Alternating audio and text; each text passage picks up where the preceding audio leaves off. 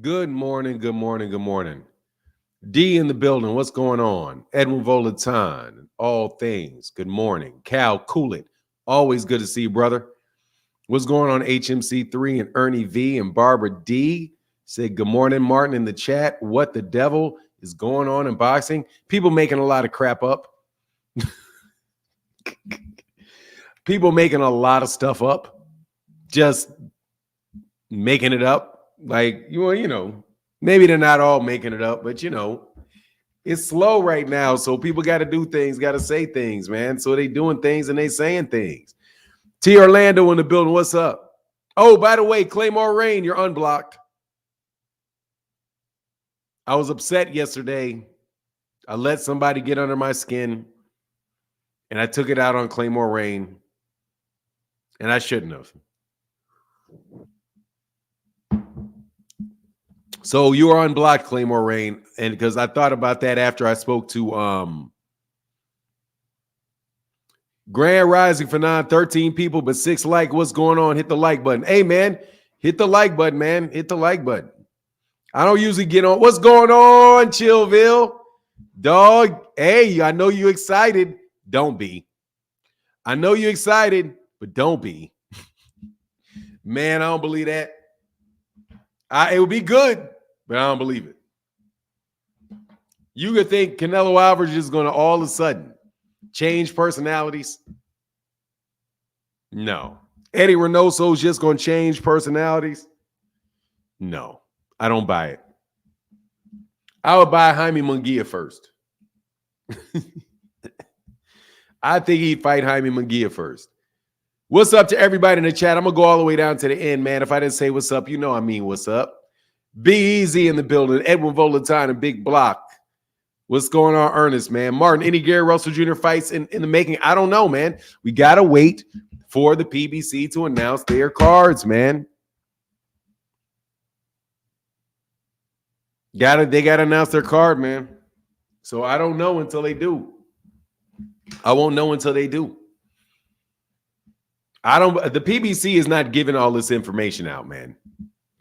Don't apologize to them fools. No, for real. Yes, I did. Thank you, Brock Howard. Yeah, no, I seriously, man, because I realized, first of all, shout out to Claymore Rain, man. Shout out to Claymore Rain. But no, I do, because after speaking to Rollo, I was like, oh, Jesus, I don't want Rollo on the channel ever again, man. Rollo's a buffoon. Like, Rollo's really not good for, Rollo need to sit down forever. Like, just sit down and go away. Like, Rollo is the worst.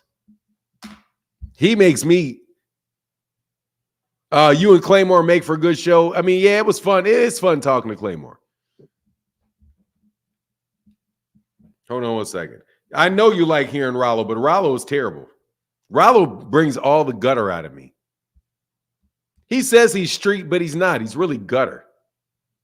That's gutter shit right there. That's not street, that's gutter. If Canelo, because it's all that, it's just a bunch of nonsense, man. Yeah. Hey. Anyway, the link's in the chat today for whoever today. That's old as shit. Be easy. Yeah, I saw that like 5 years ago when it happened. Yeah, I saw that like 3 years ago, bro.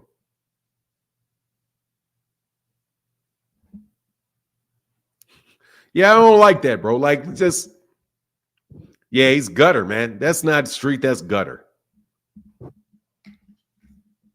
Like, man, ain't everybody in Louisville acting like that, man. Out of here, man. He's from the same neighborhood. He's from the same place my cousins are from. My mother's from. I know people out there, man. I ain't trying to hear that shit, man. Anyway, let's talk about this boxing. So,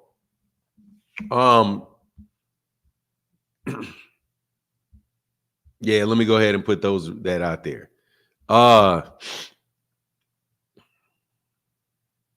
Rollo just talking. I don't want to talk. Rollo, seriously. Fanon, you gonna grow that beard all the way out? I'm gonna do it. look, I don't know, man. Salute for hey, what's going on, Mr. LeGrew? I don't know, man. I don't know if I'm gonna grow the beard out or not. I mean, it's there. I like it as it is. It just depends, man. When I go see my mother doesn't like it, man. I'm a bit of a mama's boy. You know what I mean? So I really don't do too many things outside what my parents, what my mother thinks is smart. I try not to, because I don't know, man, god dog. After 50 plus years, I realized she knows what I'm talking about. Is Shakur tapping out? Look, let me talk about Shakur for a second. I'm blaming you guys for all this. First of all, I don't think so. But I'm going to respect him enough to say, I'm going to respect it enough to say that if he considers it, he may be serious. A lot of people didn't believe Andre Ward. When Andre Ward said it, he may be, but my instinct is to believe that he's just saying it.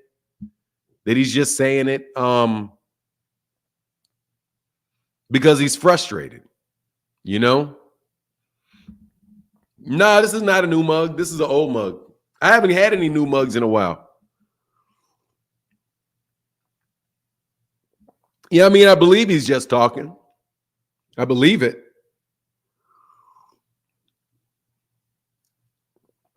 Yeah, but I can Slim. Let me wait. Let me try to state if you want to ask me something that's off topic, put it in a $1 super chat, because that way I'll see it and I won't have to jump from topic to topic to topic to topic. It's kind of like throwing me off a little bit. I gotta try to stay on one point at a time.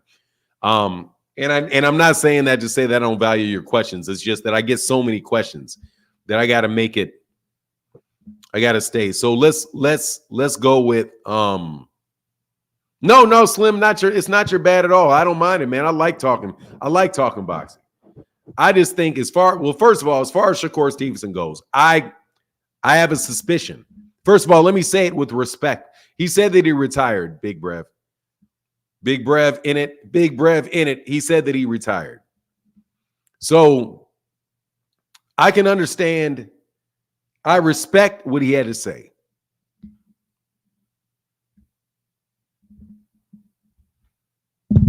I respect what he has to say. I do.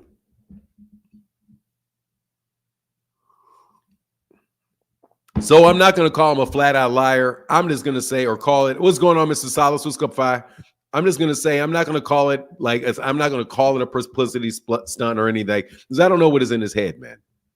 But I have a suspicion that more than likely he's going to follow through. He's not going to follow through with that. He'll change his mind. That's what I think. I think he'll change his mind. At the same time, though, I think that he is dealing with the fact that he signed with Bob Arum. I don't know.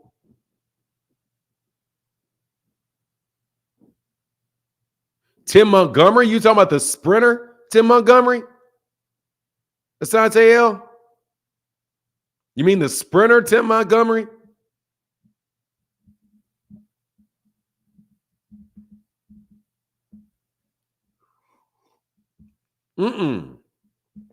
I'll go check it out, though.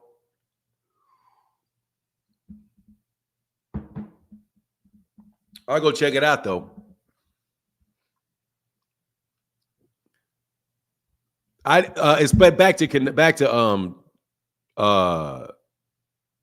yeah, that's funny, because I had just run into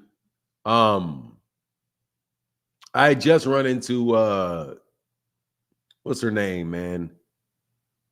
The sprinter, the female sprinter, Marion Jones, man. I had just run into Marion Jones and I felt like asking her about it. but I know that's way too rude. It was taken down. What do you mean it was taken down?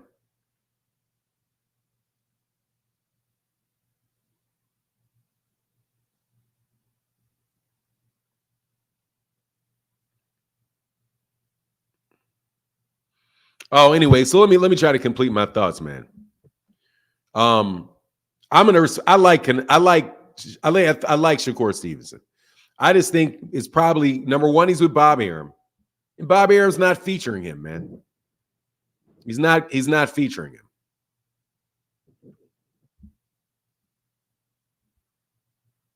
He's not. He probably took it down so he could clip it before people stole his shit. It's probably smart.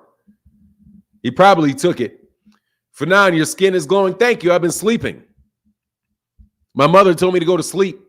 So I've been sleeping and I've been moisturizing.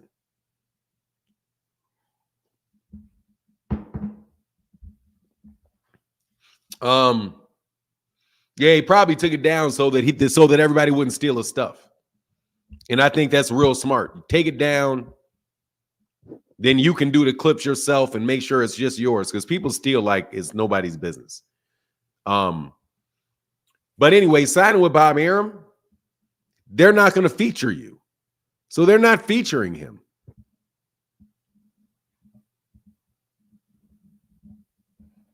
Tim said he and Marion have a child together. I don't know. Maybe I wonder if it's that kid.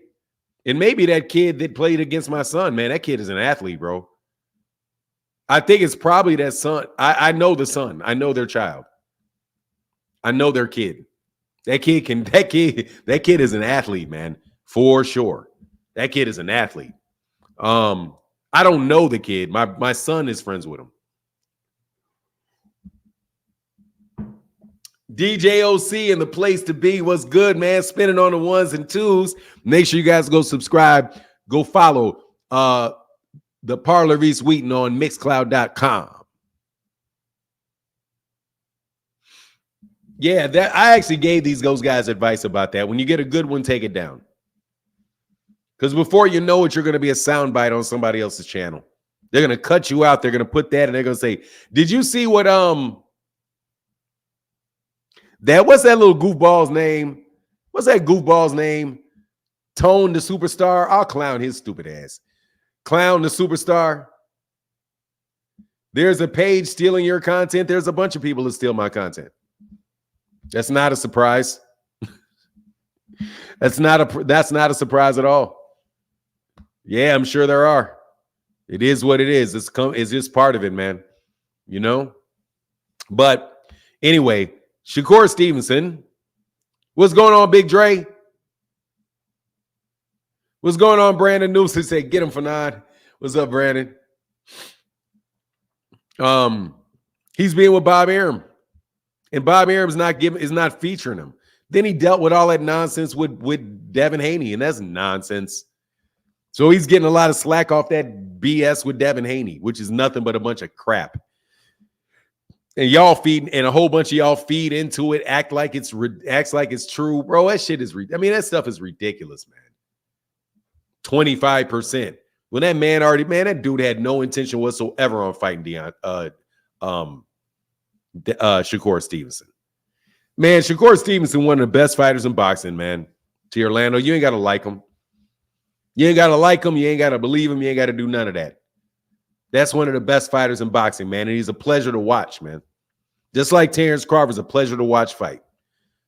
Definitely the best fighter in boxing. Duran Ennis, pleasure to watch. You don't got to like him. You don't got to like him. He got more than 0% to Orlando. Why you keep doing that? 25% is greater than 0. No, it's not. Well, 25% is not greater than what he got. Why you keep saying? Yeah. Devin Haney helps me sleep. And man, Shakur's a great. You tripping? Shakur fights, man. I like Shakur. His last fight sucked though. His last fight sucked. I agree with that. He did not get 0% for that belt he had, man. What do you mean 0% from Devin? Devin ain't paying the money to Orlando. It's not out of Devin's pocket. And look, bro, I don't want to keep belaboring that ridiculous point because you guys know because to Orlando, you're not being honest.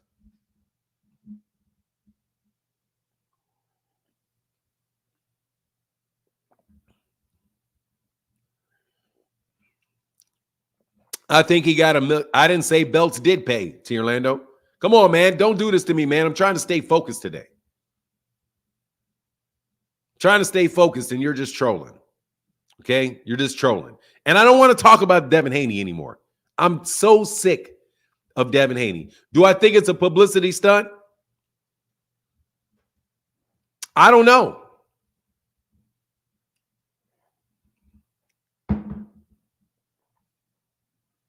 I don't know. I think that it's going to garner some publicity. I think, but he may be serious. They called him walking into the. Oh my God, man, I'm so sick, bro. Because you're trolling, T. Orlando. You don't mean that. You're not. You're more because you got more sense than that. Because you're trolling. That's why. You got more sense than that, man. I think he wanted to fight Navarrete. Yeah, Navarrete's going to fight for that WBO belt. Navarrete is. They already have. I already told you. I told you. Navarrete is going to fight somebody easy for that WBO belt. And then Lomachenko is going to fight Navarrete. And Shakur is going to be sitting there with that WBC belt. And then eventually he'll get to Navarrete.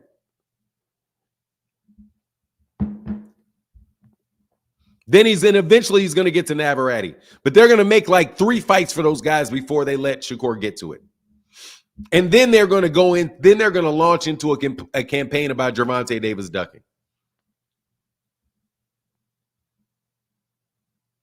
Starborn 007, you're smoking. But welcome back to the channel. He's not going to get that fight. And Canelo and how in the world would that make Bud top 5 dead or alive if he already got beat by Floyd Mayweather Jr. years ago? How does that work? No, it will not. However, he's not going to get the fight, so you ain't got to worry about that. You ain't got to worry about that, Starborn. And it's exactly for that reason that you don't have to worry about it. Shakur ain't leaving Top Rank. Shakur ain't leaving Top Rank to go where? He's going to go to the PBC. He's going to have to fight all kind of dogs. He's going to have to fight all kind of dogs over there. It may be good for him to go over there because I think he can beat them.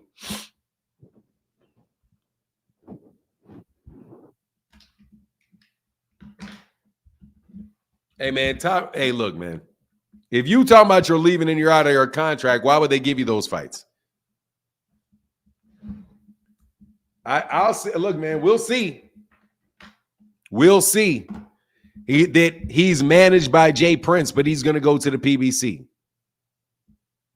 We'll see. We will see. We will see. We'll see.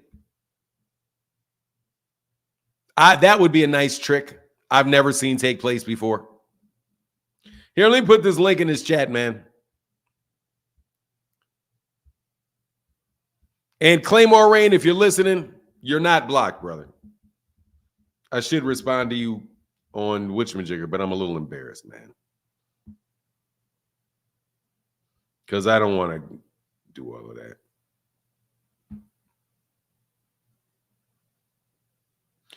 But right is right.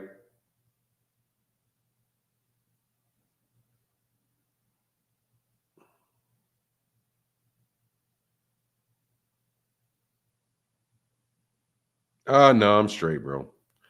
Fuck what you talking about. All right.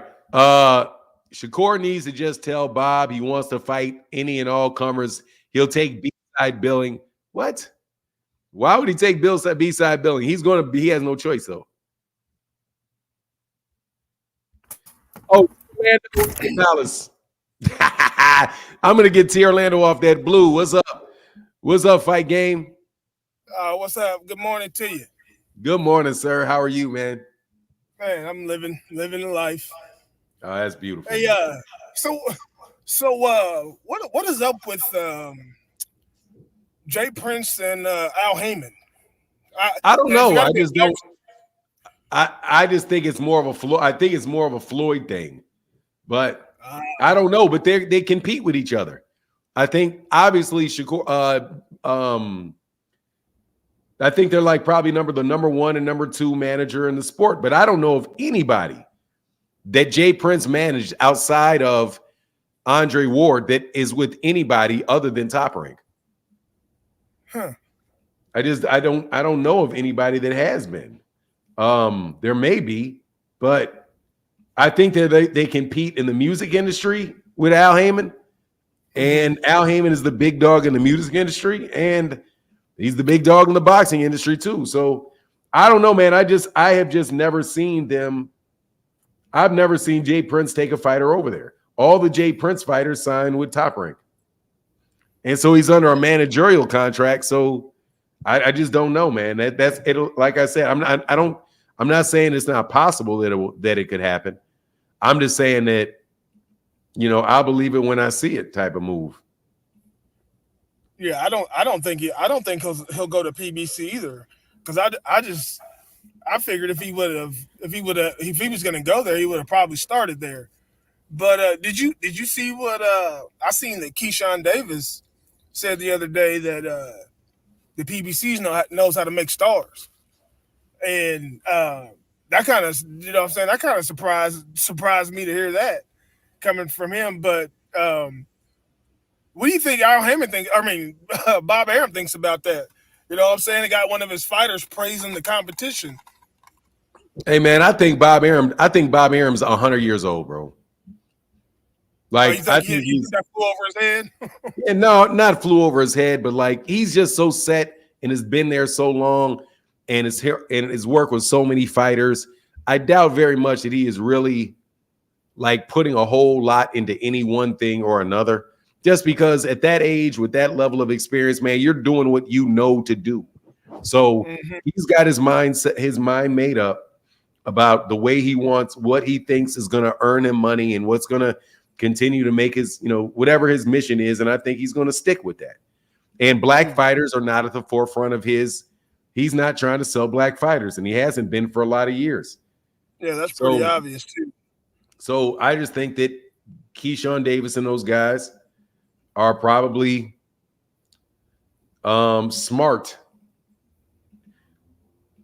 to say that. Now, the thing with the PBC is, though, that there's a finite number of dates with the PBC.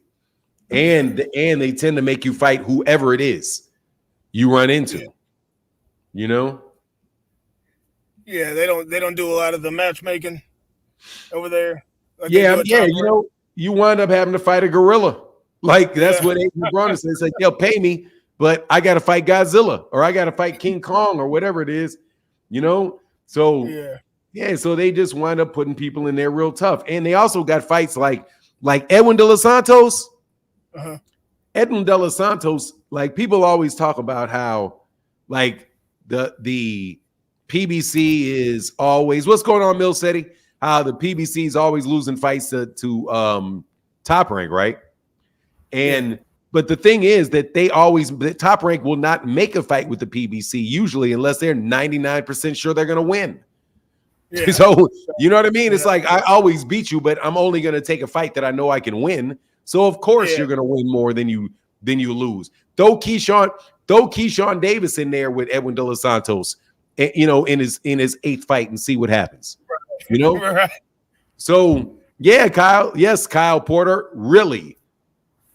Matter of fact, Bob Arum is on record saying that he will only give his young fighters championship fights that they are 80% sure they're going to win. They matchmake. I got another question. Yes, sir. Go ahead. I see a Big Dre. Why? How and why does whoever's governing the belts and whatever, how are they allowing Canelo to keep fighting? He's not fighting mandatories, yet he's not unifying either. So how does he keep not fighting his mandatory? Or am I wrong about that? I think he did just fight a mandatory. Charlo? John Ryder was a mandatory. Oh, okay. I believe that was his mandatory. I'm pretty sure that John Ryder was his WBA mandatory.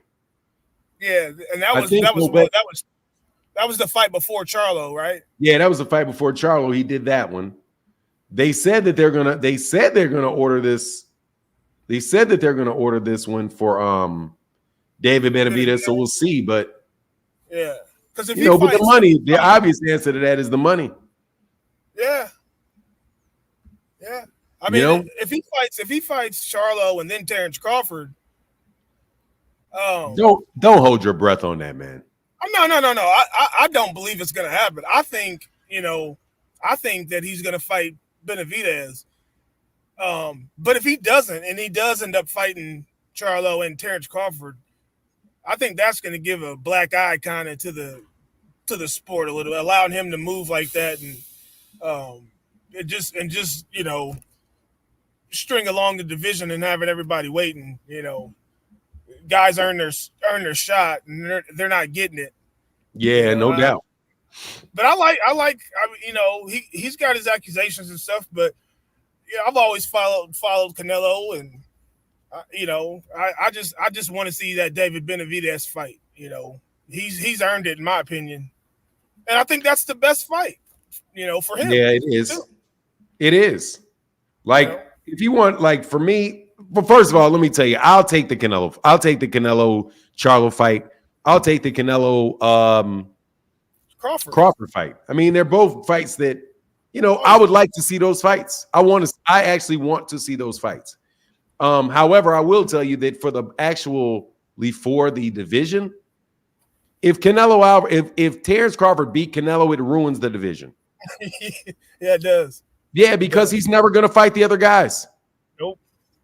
Like he was no way that he will fight those guys. And so what you're going to have is you have Canelo Alvarez. You'll either have a rematch with Canelo, or you may not have a rematch with Canelo because Terence is really funny about that shit. Yeah. So you wind up having a situation where Canelo just leaves and he's done after that fight. And then all of the belts get divided. And so you're not going to have.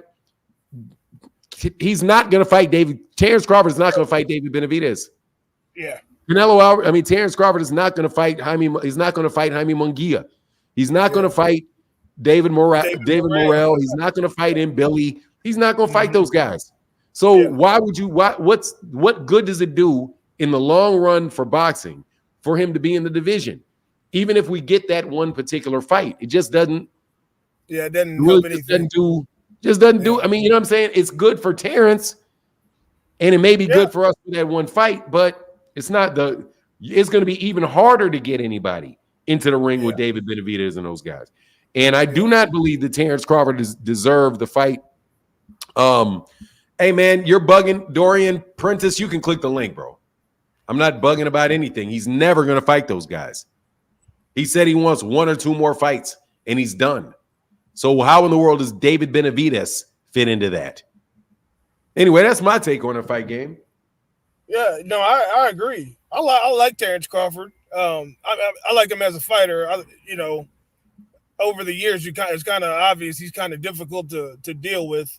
But more power to him, But I don't think he, I don't like when guys get to skip the line. Is all I'm saying. And if Terence Crawford got that fight, he'd be skipping over David Benavidez. He's been sitting there calling Canelo out for forever, But that's the fight I want. Is Canelo versus Benavidez, and then if he beats Benavidez, then you do whatever you want, shoot for the moon, But that's all I've really had, man. I wanted to know what you thought about that. I'm gonna go back and I gotta get back to work. Okay, I'll sir. be in the chat, though. All right, brother. Get back with you, man. Right, Peace out. Yes, sir. Fight game. Big Dre in the building. What's up, man? Good morning. Good morning. Peace and blessings to you, sir. Peace and blessings, sir. Well, I just wanted to hop in this morning. I saw sometime in the middle of the night when I woke up and couldn't get back to sleep that Shakur announces his retirement. And, I think that's the wrong thing to do or the wrong way to go about it. He needs to get his name back out there. And I understand that Top Rank's not going to feature him, and he's not getting the fights that he wants. But, his last fight, he went out there and messed up the church's money. They put him on a Thursday night, which was not an optimum night for boxing. He really just stank up the joint that night. And all these things went against him. I think it's time to just, tell his manager and tell Bob Arum, okay, I just need some fights. Hook me up 4 or 5 this year, and let's get it in. I'll fight, any and all comers in the division. I'll take B-side billing. I'll take B-side money. I'll do what I'll make the concessions necessary, get my reputation back up, because he is a great fighter. And I think he can do a lot of good things in the division, but he's not going to get the opportunity now because he went out and stank up the joint. So, yeah, take some fights. Take anybody who will fight him. Take B-side billing. Take B-side. He's not going to get no bill. He's not taking no bill side. He doesn't have to take B-side billing to anybody in that division, man. No, he don't have to, but it's not even like that shit. Like the only person that he's got B-side billing to is Gervonta. Other than that, man, I don't want to. I think personally, I think people are overreacting to one fight, one stinker, and people. It's just I think people are really overreacting to one bad fight, but that's just me. Go ahead though, brother. Yeah, but it is one bad fight. It was it put a bad taste in people's mouth, and it might take 2 or 3 fights for him to get his reputation back. And he might have to go out there and knock out some bums. I think it's what he needs to do. I think for some reason that nobody wants to fight him. So say, hey, I'll take any and all. And I think that might work for him. I'm not a boxing manager. I'm not a pro in this stuff, but I think that might somebody who wouldn't normally get an opportunity to fight Shakur could get an opportunity. Maybe he don't have to take, B-side billing for anybody, but put it out there. I'll let you be the A-side. I'll make the concessions. Come on. Let's fight. Let's get it on. I want to fight. Let's make it happen. He's got to get his reputation back up, because if he doesn't, this publicity, this stunt retirement is going to linger, and it'll turn into be, something that's real. It won't be a Teofimo stunt, but, it'll last 6 months, 9 months, and we'll be rolling into 2025, and he still hadn't fought nobody. Yeah, he's going to get a fight, man. He's going to get a fight, man. They fight on a regular basis, man. He's been fighting 2 times a year. He's the WBC champion. If he wants to continue to fight, he'll get a fight because he's the WBC champion, and they're going to give him somebody to fight. The question is that the fights that he's going to have a difficulty getting are going to be the Lomachenko fight. It's going to be the Edwin De Los Santos fights, and the fights that people think are like a real big, really think is a big deal, man. But he doesn't have to. He's not going to be playing like second fiddle to a Sandor Martin level fighter or anything like that. But I got a cat right behind you, brother. Thank you, Big Dre. Appreciate you, sir. You take care, man. Kyle Shepard, how can I help you, sir? Good morning. How are you? I'm well, man. How are you? Very well, thank you. I wanted to ask your opinion on like the future of boxing. What do you think would benefit boxing? Like, do you think if there was just one promotional company, kind of like how UFC controls mixed martial arts for the most part, it would benefit boxing? Or do you see that as like maybe not a good idea? Like, if there was just one promotional company, to me, I think the best thing that they could do is get rid of 3 sanctioning bodies and 8 weight classes. So sanctioning bodies more so than 8 more so than the promoters. Absolutely. Get rid of 8, get rid of 3 of the sanctioning bodies, and get rid of 8 of the weight classes. If we're living in fantasy land, that's my fantasy pick, because number one, if you get rid of half of the weight classes, then you're going to get all of those fighters either the fighters are not going to retire. So it's going to wind up being that there's more talent in the division, because all the talent from 130 is going to be at 135 or is going to be at 126. Right? I feel you on that. So and then if you only have one sanctioning body, then all of the fighters are going to be in one ranking system, which means you got more. The 1, the 2, the 3, the 4, the 5, and the 6 actually got to fight themselves, and you get really good fights within the ranking system itself. And not everything has to be sold to the network, as a championship fight. But that's what I think the biggest problems are, because that's why you got people acting like they're 140 pounds. You're a freaking welterweight. Yeah, no, right. Then there's other things like same day weigh-ins, but I think even the same day weigh-ins, you can have a day before weigh-in when you're dealing with when you don't have in between weight classes. Either or, what you're suggesting. Because if you can't make 135, if you can make 135, cool. But if you cannot make 135, then you got to make 147. I agree with that. That would, because I kind of I watch both boxing and mixed martial arts, and I see that people still will have their star power even with four or 5 losses in mixed martial arts, where with boxing, because it's so saturated with different weight classes, as soon as you take a couple losses, you're kind of discarded. And it's frustrating because it's really style matchups. You can lose to someone. Let's just say hypothetically, Canelo fought Benavidez and lost. I mean, that doesn't mean that he's washed. It means that he just stylistically couldn't beat that fighter. And so I just thought maybe if there was one promotional banner and everyone got consolidated to that, that'd be one less obstacle with fights. And even if they take a defeat, they still could be promoted, because it's matchups, Yeah, I mean, but the UFC doesn't. UFC just puts people on cards. They're not promoting. I mean, they promote the event and they get the big name fighters that they have through the events, because they put them all of those guys are going to be on the same card. But isn't that beneficial for boxing if there's more star power on each card? I mean, it would be, but at the same time, I just don't think that's you have to centralize. I mean, honestly, I don't know, because the UFC is just one company. So the UFC is, I don't know how many people they're cutting out of mixed martial arts, because they don't sign with the UFC. Yeah. They may be signed with whatever that was on Bellator. Showtime or Bellator, yeah. So I mean, Bellator fighters aren't fighting UFC fighters, and then the ones out there in the whatever other country they have. I mean, they got regional circuits, but as far as so you got I'm sure in the vast.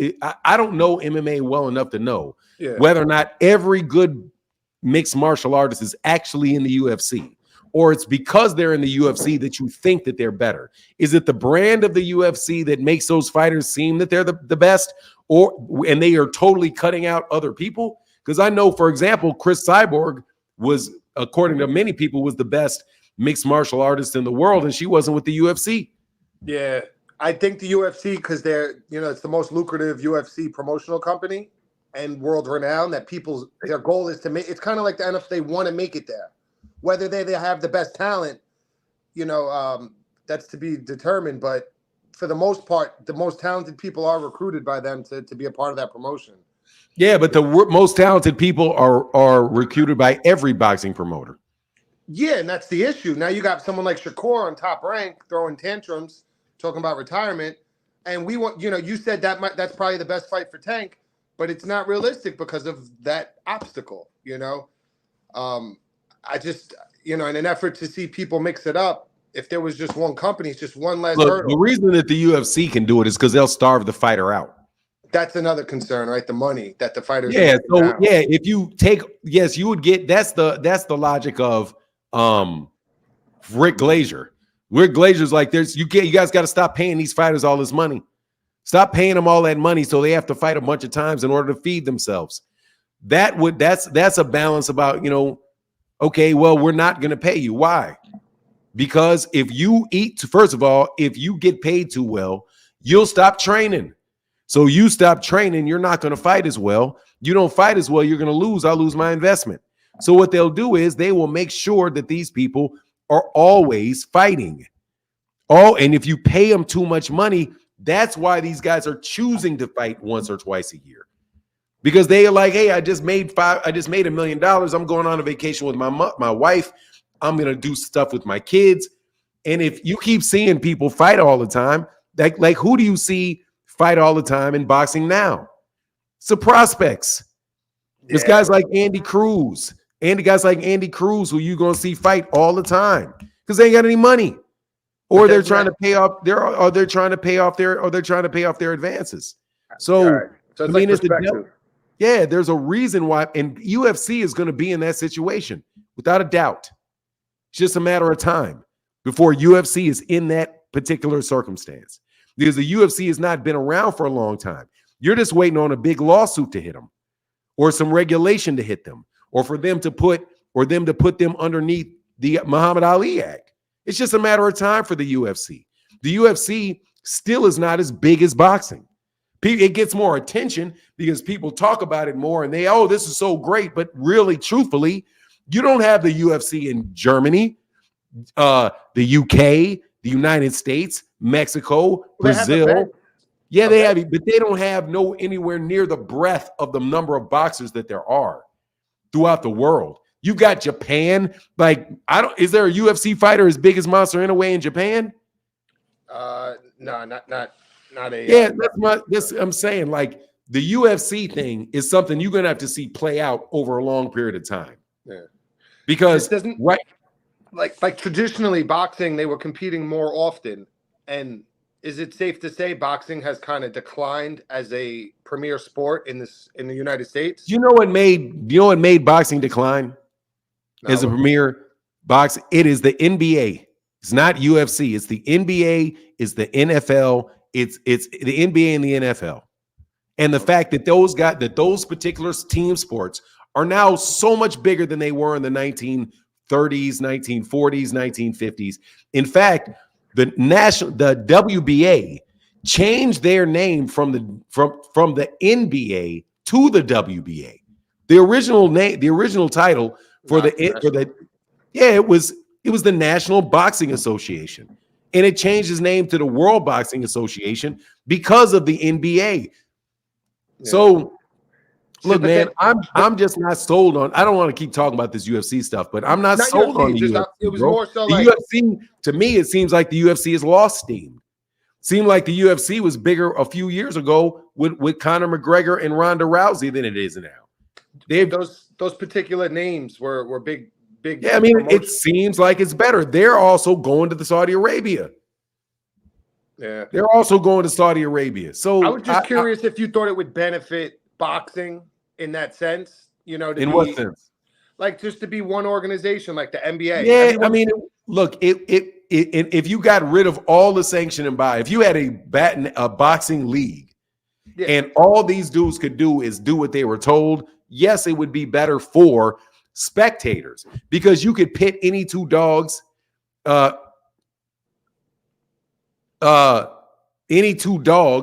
you wanted to. Yeah. But the question is, if you're balancing what's good for boxers and what's good for there's a balancing act. And right now, the MMA is not good for the fighters. The fighters, you got Francis. You don't see any boxers, real big name boxers, going to the UFC. That's true. You have all the big name UFC fighters trying to come to boxing, and there's a reason for that shit. And the reason for that is related to the real numbers. Also, UFC got a big steroid problem too. And it's only a matter of time before that comes out. But no, anyway, I'm not a fan of the UFC where I'm comparing. I'm just saying, like, if boxing just had one promotional company, whether it was PBC and everyone was with PBC and PBC had one belt for the weight divisions that you think make sense, 147, 135. You know what I mean? Like, I didn't know if that would allow fights to be made easier, but it would just probably take too much of a hit on their what they generate financially. So they're not going to be for it. Yeah. And then just a quick boxing question, if you have a sec, is you hear Canelo's now considering Charlo, of course, we knew, but they're saying that perhaps Crawford is on the agenda for this year. How do you feel about that? I don't believe it. Yeah, all right. Now, if You it must is have just accurate, jumped in. You must have just jumped in because that's what we were talking about before you got on. if it's accurate, are you a fan of Canelo for that type of fight? I'm not. I'll take the fight. If it's accurate, I'll definitely take the fight. Because he's not competing against people that are 168 anymore. Between Little Charlo, Big Charlo, they're all moving up. And then Crawford, like, dude, you got people on your plate you need to see. Benavidez, perhaps Munguia. There's just more talent at 168. And it's starting to look like it's weird, like a correlation. Like when you become that guy, you could do whatever the hell you want, it looks like. And that's what I'm against as a fan. Like, I want to see Canelo defend it against Benavidez, who's earned it. Like, Canelo, you got the belts when he got stripped, and he's been trying to get that fight. And you're going to go and fight Big Charlo, who never fought at 168 and is, he's still getting back in the swing of things. Like, that's just not – it's a name, but it's not like who like, I want to see you fight. I don't know how you feel about that, Fanon. And then Crawford – yeah, that's a superstar fight, superstar versus superstar. But how about defend your belt? Yeah, bro, it's killing the chat. Yeah, I'm sorry. Killville was like, yeah, we got to cut the UFC, man. It's killing the conversation. No. I was more talking about just one. Yeah, let's move on. Let me move on, bro. As I just answered, that's like literally what we've been talking about for an hour, bro. So my take on that is I'll take the fight. I'll take the fight, but I don't know what it does for the division. It sucks for the 168-pound division. It's good for Terence Crawford, but it sucks for the 168-pound division. I'll take the fight because I think it's a good fight. I think it's a fight that can go either way. I think it can go either way. I do think Terence Crawford is capable of winning that fight for sure. But again, I just don't think it does anything for it doesn't do anything for the division. But I definitely got to drop the MMA conversation because no, I don't want to talk about it. I just was more trying to make a comparison. So if you think that would benefit boxing, one. I mean, that's just such a broad. Okay, cool. That's just such a broad benefit boxing. Like that's just such a broad. It's a broad statement because what is boxing? Is boxing the boxers? Is boxing the sanctioning bodies? Is boxing the fans? Is about what is boxing? Who is boxing? Everything that they do, as long as somebody gets in the ring, is going to benefit somebody. So as long as they get in the ring, it's going to benefit somebody. But let me move back to this other topic. All right, brother. No worries, man. I'll get back, man. Thank you, Kyle. Yeah, you my dude, man. But job, man. And anybody who supports the channel, thank you guys very much. It really does help the channel a lot.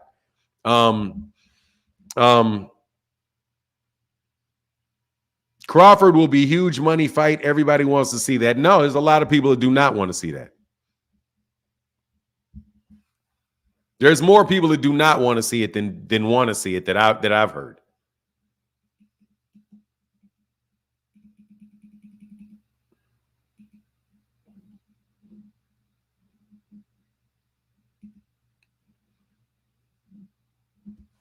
That's what I've seen. More people that y'all don't want to hear the truth, man. Because I get called a hater every time I tell the truth, bro. Terence Crawford's not that big a name, bro. It's not. It's not somebody that people are dying to watch fight. Very unfortunate. But he is in the same situation as Shakur Stevenson. And people can try to pump it up. They can put reports out there from ESPN. There's probably coming from Terence Crawford's whatever that is, CA Creative Sports or whatever. Frequent flyer, man, please leave me alone with Duck. I don't want to hear any more Devin Haney Duck talk. Okay? You guys fuck out of here with that Devin Haney Duck talk, okay?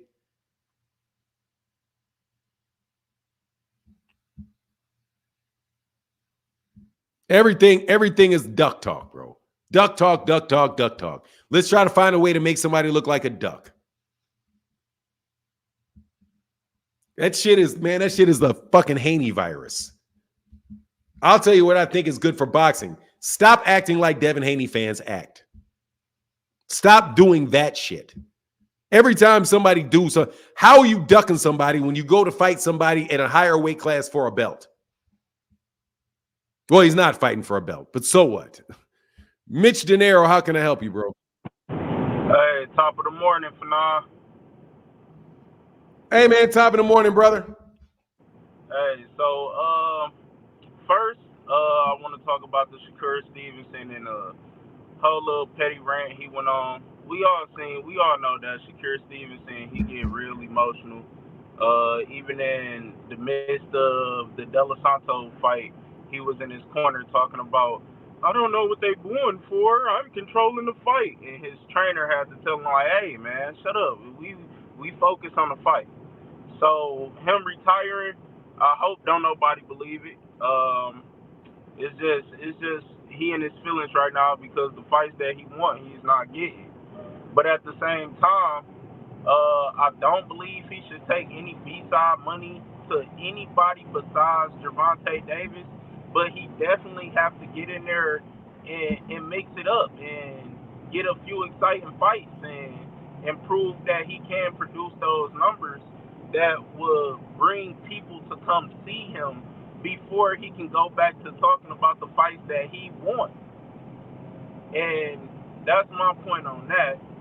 The whole Terence Crawford fight in Canelo, I don't think it's going to happen for the aspect of the money. He wouldn't be a mandatory, so he wouldn't be getting no 30% or anything like that from Canelo. And Canelo will probably offer him, what, like 5-10% because Canelo is the big draw. He brings in the money. And Terence Crawford has yet to prove, besides the Earl Spence fight, that he can bring in that type of crowd and that type of money. So why would Canelo fight him for anything more than what he deserves?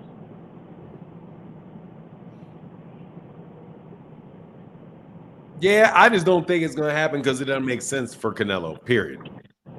Right. Like, you How know. many fights do you think Canelo has left in him?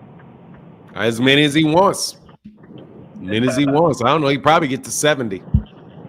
I think Yeah, he he probably will get to 70. 60, he had like 68, 67. 60 something, but he'll get over 70. He'll get over 70, I think. I don't know. He said he wants to fight for a few more years. So, really? Yeah.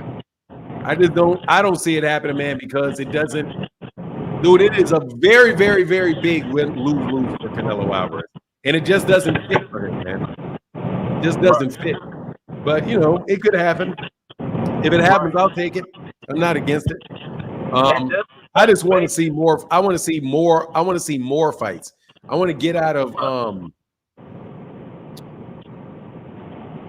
I really just want to get out of this spin that we're in. With all of this, just people making shit up. This stuff is just it's trippy to me. But all right, brother, I'll get back with you, man. Thank you, Mitch De Niro. All right, no problem. All right, brother. Drive safely, brother. Definitely. Yeah, drive safely. We got to stop allowing this man to pick and choose. You can't allow somebody to do. Mark Cobb, let me see your face, please, before I let you on. Whatever. Let's see. How can I help you?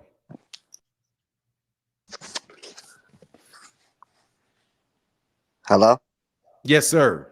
Yeah, I'm sorry, man. I'm getting ready for work. I'm moving around. I don't want to be rude.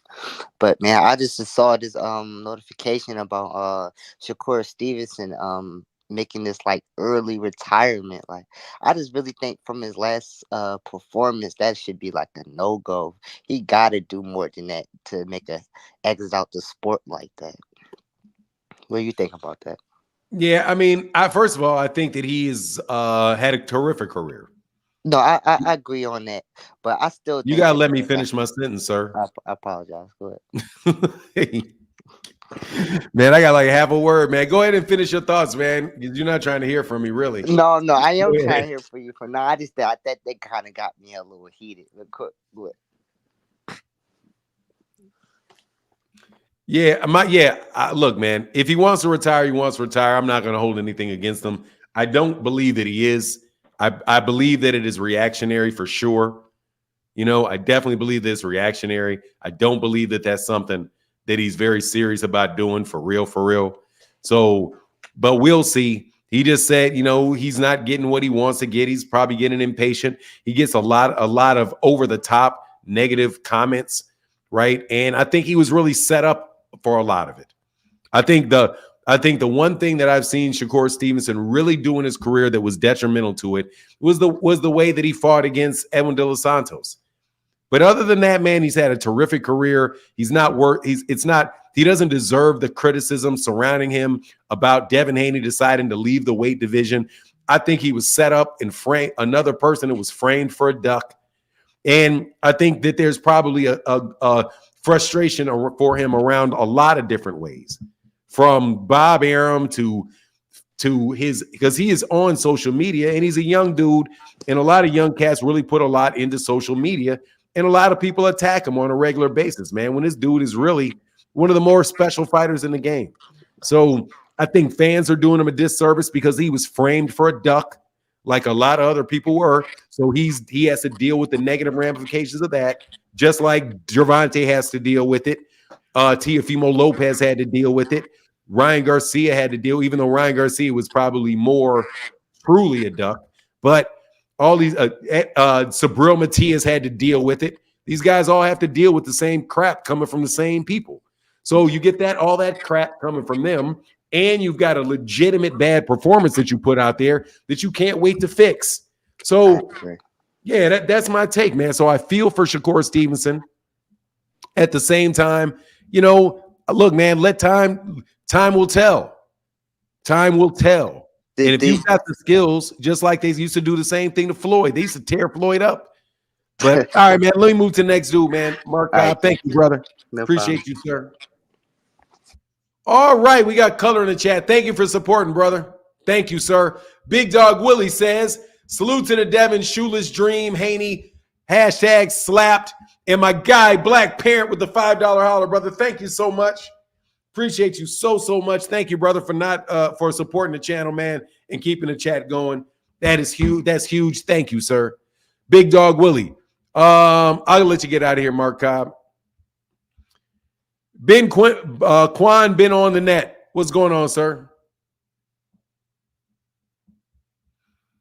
I can't hear you, Quan. Can you hear me? Yes, sir. Okay, good. Good morning.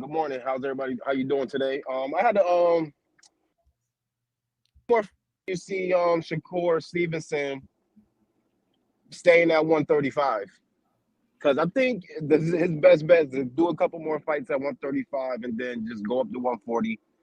And because Bob Arum, if he leaves Bob Arum, he could get the Teofimo Lopez fight. And I see a lot of good fights for him at 140. Or do you think he's too small to go to 140 right now? I definitely don't think he should go to 140. I think he should stay at 135 where the money is. True. Same thing I said about Jaron, and it's going to 154. The money's at 135. The money's not at 140. And eventually he's going to get the fights.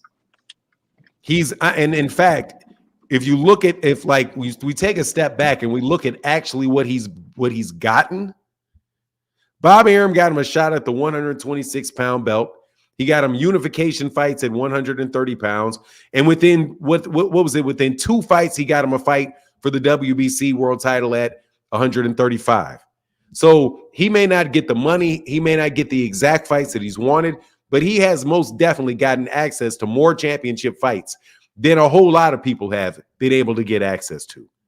So I think if he stays there, eventually he's going to get those other top-ranked fights. He's going to get the Lomachenko fight or Kambosos, but more than likely it's going to be the case where Lomachenko is going to beat Kambosos.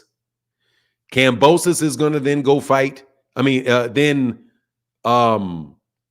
is probably going to fight Navarrete, who's going to get that WBO belt. And then he's probably going to get a unification that way because that's what's going to make Bob Arum and Top Rank the most money. But he's good enough to win those fights. So when he gets those fights, he can pop out the top. He's not even 30 years old yet, and Gervonta's in that division. Once he gets those other belts, then the conversation is going to revolve around him and Gervonta. And I don't think he should go chasing and moving up that fantasy land that exists up there at 140. That's just a lot of dump. That's just a lot of stuff. Man, 135 ain't dead at all. What the fuck you talking about? The biggest name fighter in boxing is at 135. How is 130? Anyway, 135 is not dead with Gervonta there. It's like saying 168 is dead with Canelo there. How? Anybody leaving the weight class Canelo Alvarez is in is stupid. If you got any chance of fighting him, you stay right there until you got an opportunity to get that payday. You stay there till you get that opportunity. People do not run away from the money. So the money is there. Shakur should stay there because those guys are naturally the same size. People that are acting like 135 is dead because Devin left, you guys are just on that bullshit. That's the only way I can say that. That is a bunch of dramatic YouTube nonsense. That is maybe a few hundred people sitting around in a circle and in a prayer circle and yelling. I don't buy it. Where's the money? The money is at 135. Shakur would be crazy to leave it. Matter of fact, if he's at 130, he would have been crazy to stay at 130. But that's my take. Quan, you there? Can you hear me? Yes, sir. Is what's his name? Is Tank and Shakur the only? Is Tank and Shakur what? Keep doing that. Can you hear me? Is Tank and Shakur the only two people with belts in that division right now? Yes. And Kambosos and Lomachenko are fighting for the IBF belt? Correct. Then who's fighting for the other belt? It's probably going to be Emmanuel Navarrete versus somebody. The WBO 130-pound champion, I believe, is Navarrete. So Navarrete is going to wind up going up there. Okay, perfect. Okay. And then with the Terence Crawford and Canelo fight, I don't want to see that, man. I feel like he's gonna get killed, man. Terence Crawford gonna get killed. I don't think he's gonna get killed, but I think it'll be we'll see, man. We'll see, bro. That's maybe some really. I'll be happy. I'll be happy if you win, but that's tough. That's tough. Yes, sir. All right, brother. Well, I appreciate you, man. Thank you, Fight Game. I thank you, Quan, been on the net. Thank you, sir. Oh, no, you're welcome. You have a great day. All right, you as well, brother. Get back, man. Big Dog Willie said, Fight Game said, Big Dog Willie has to be the GOAT of the Super Chat. Much love to the show and the wrenches in the chat. Absolutely, man. The GOAT of the Super Chat is my guy, John Bowie, forever and ever and ever and ever, forever and ever and ever and ever. That's my guy. That's my dude, man. Good morning, Reigns. Claymore Reigns here. Click the link, Claymore. I don't rant. You sit there during my rants because, dog, is my channel. What else you gonna do? Give me 1 second. Somebody else supported the channel. Thank you, man. Appreciate you, sir. This is the part of the job that really, really sucks. Having to do that, but it is what it is. Antonio in the building said with a $5 holler, brother. Thank you so much, man. Thank you, sir. Phoenix the Assassin, what's going on, sir? Hey, yo, how's it going, man? Man, I can't complain about nothing, man. What's on your mind, brother? Oh, yeah, so the whole Shakur Stevenson situation, that the last guy you had up there mentioned not knowing who the WBO had fighting for their belt. It is going to be Navarrete. They confirmed that. WBO said he's going to move up to fight for that vacant belt against Dennis something. He's the guy who's currently ranked number 2 on WBO's list since Lomachenko is ranked number 1, but we know he's fighting Kambosos for the IBF. So the number 2 guy is going to fight Navarrete for the vacant WBO belt.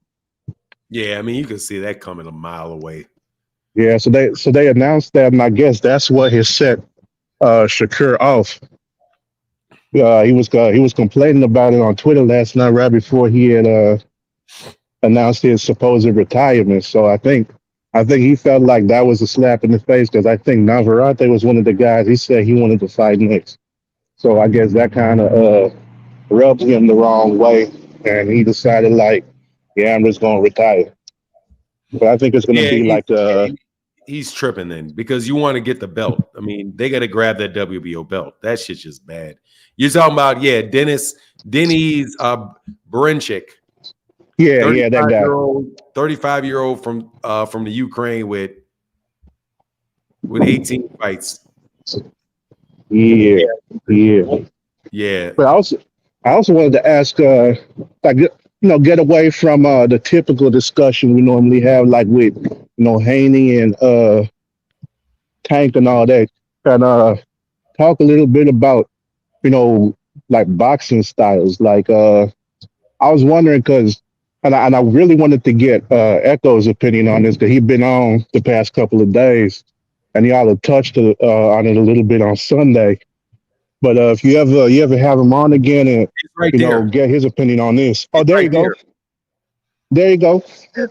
So Echo, yeah, I see from hearing you talk, I know you got that experience, as far as what it looks like when you see certain fighters doing certain things, and you have an understanding of that from your experience. So like, I wanted to get your opinion on like the defense of fighters that we seen back in the day, like 60s, 70s, and 80s compared to some of the defense we see today.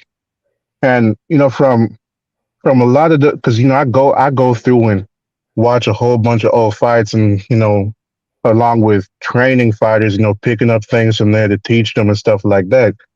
And so one thing I feel that I kind of noticed with old school fighters compared to a lot of the ones today is that a lot of the defense seem like it's more movement based, as far as moving your feet, moving your head, moving your upper body.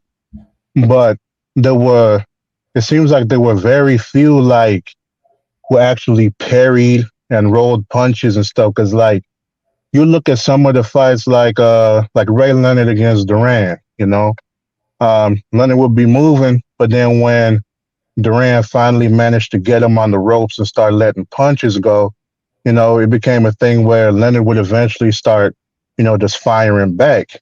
And then you look at, some of the fighters today that kind of try to roll with that Philly shell style, like maybe Andre Ward or Mayweather, or even like B-Hop, James Toney. Like you see, they'll go ahead and roll and counter in between, but like it's not like they're going all out trying to trade blow for blow.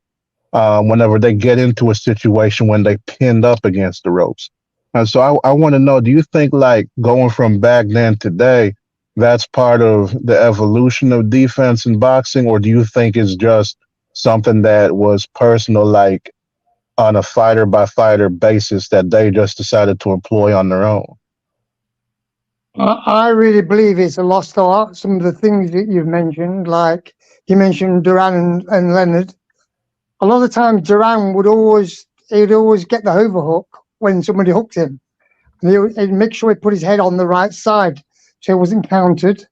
And he'd use a lot of framing as well. So basically there'd be a lot of touch control in the inside. You've only got to watch the older fighters like Armstrong and Safrino Garcia. They did that a lot when they fought. They basically fought toe-to-toe. They did. And as for the Philly shell, if you watch Mayweather, he's always lining it up through the center.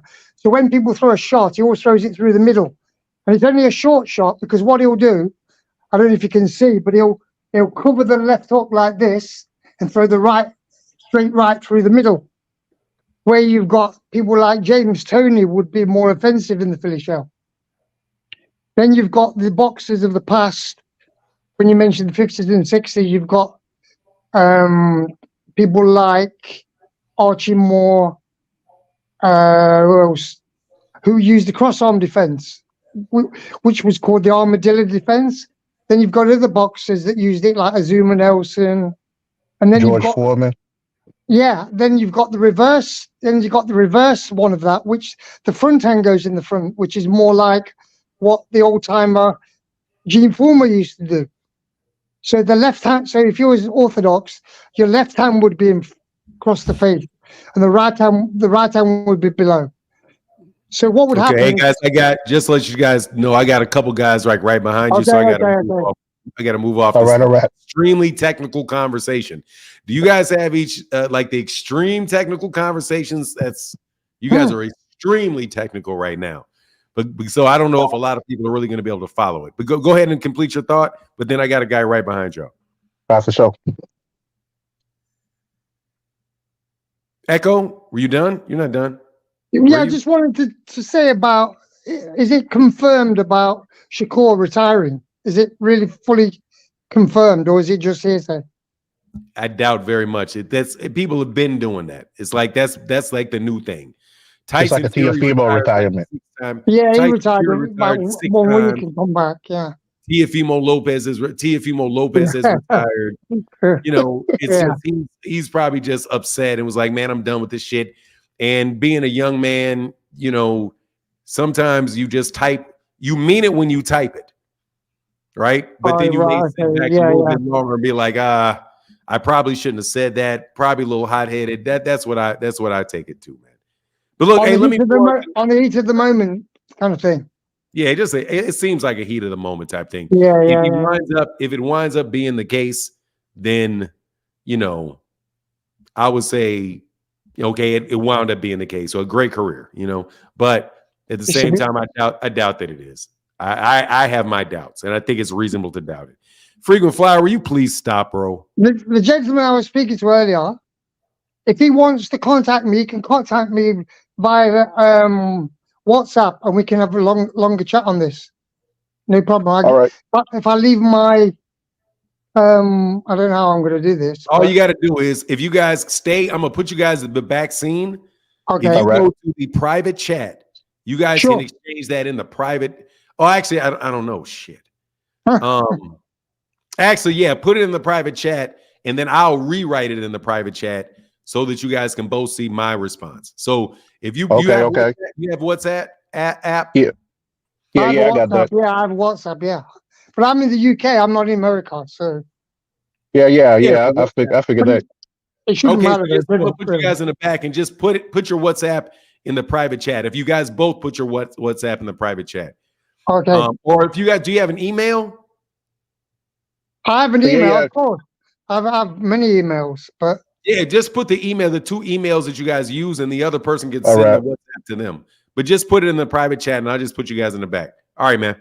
Get back. All right. All right, Echo. Thank you, Echo. Thank you. Bye-bye. Brother. ATL unanimous. Give me 1 second. I'm sorry. Hey, big fights in 2024. Appreciate the work on the daily. Thank you, brother. I appreciate you, man. Thank you, Kyle Porter. And Mr. Beans in the building. Thank you for the $5 holler, brother. Thank you, sir. Greatly appreciated. And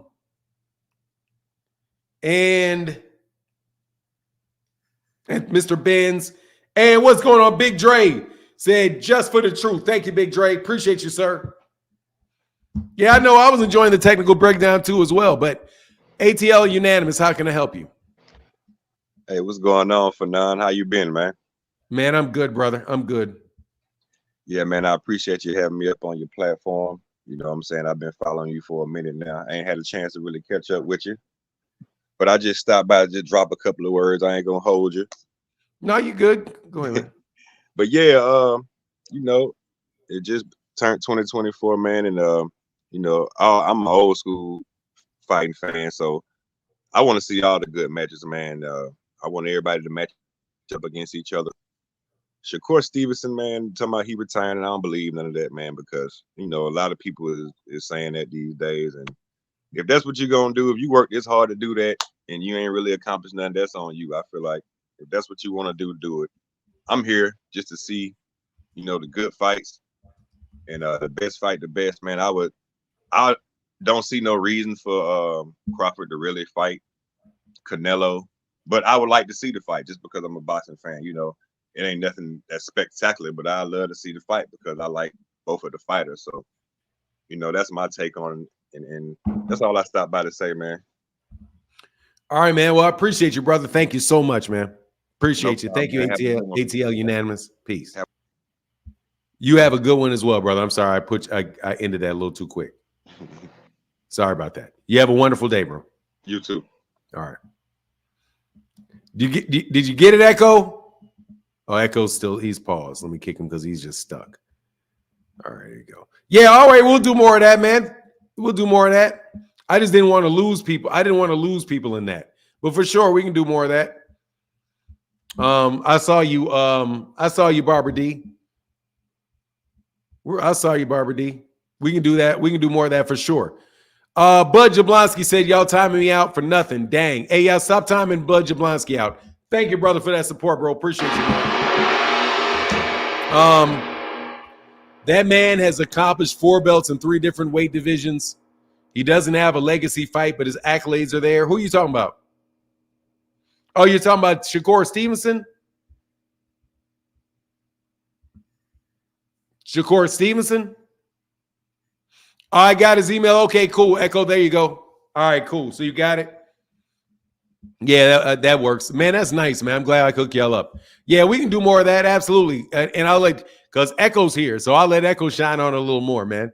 That man is okay, I got you. It was obvious they didn't want to fight him, which is why they immediately dropped the belt when Shakur went to the WBC purse bid. Man, it's obvious. It's just super obvious. And it's just such an insult to boxing, man.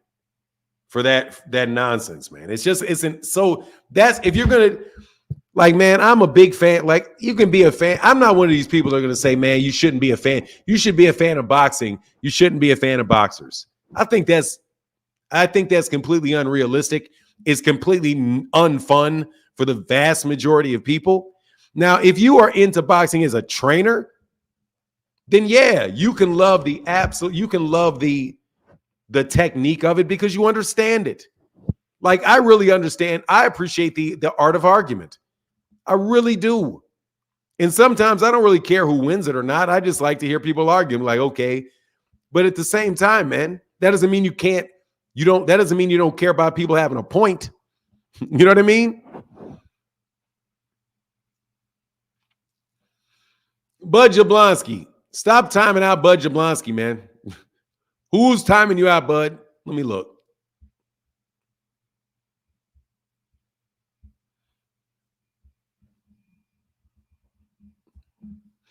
I'm a little irked this morning. I can't lie, bro.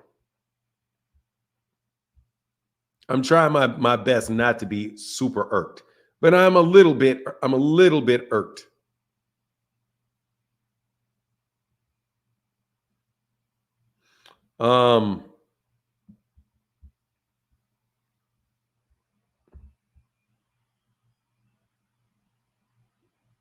Make that saying make sense. Don't tell me how to like boxing. It's a guilt trip. That's just a guilt trip, man. Oh, okay, the one time it happened, somebody acknowledged it was an accident. Okay, cool. Hey, yeah, thanks, man. Because yeah. Please don't do that, man. I know Bud be trolling sometimes, but it's all good. Yeah, man. So I don't believe that you can't be a fan of an individual boxer. What's the fun in that? Who has ever made that ridiculous statement? For real? Don't get me in don't get me in an argument. I hear it all the time.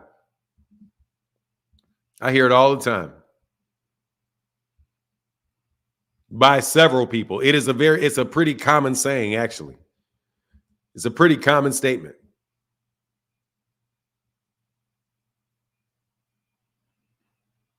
Pretty common statement. Any traditional definition of the word duck, Devin Duck Shakur. In any traditional definition of that word, it was Devin that ducked. He didn't fight. He lowballed the better fighter and took the fight with the weaker fighter. By any definition, other definition of that, the person that would have ducked would have been Devin. But they completely turn that on their head.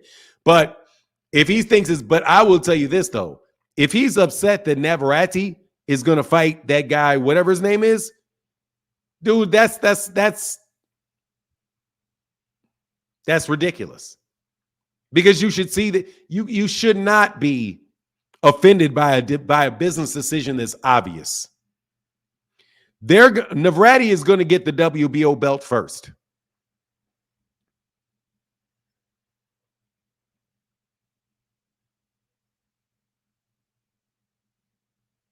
I'm just saying, I'm not saying he did duck because I don't have a problem with him having gone up to the weight class. I don't have a problem with that. My problem is consistent. I am really not happy with all of this, everybody calling everybody a duck. I'm just not. The reason that I brought that up is because I'm really sick of hearing it. Everybody's a duck, man. Devin Haney's, frequent flyer, you've called so many people a duck. The word has no meaning anymore. It's just a blatant, the people are not ducking that much.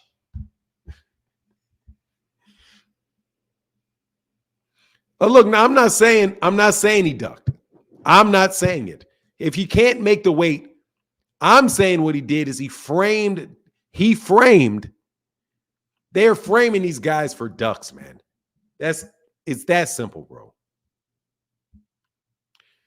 Robert Cripe, much love, brother. $10. When is Tank's next fight? In the summer, probably. This year. Appreciate you, Robert Cripe, this year.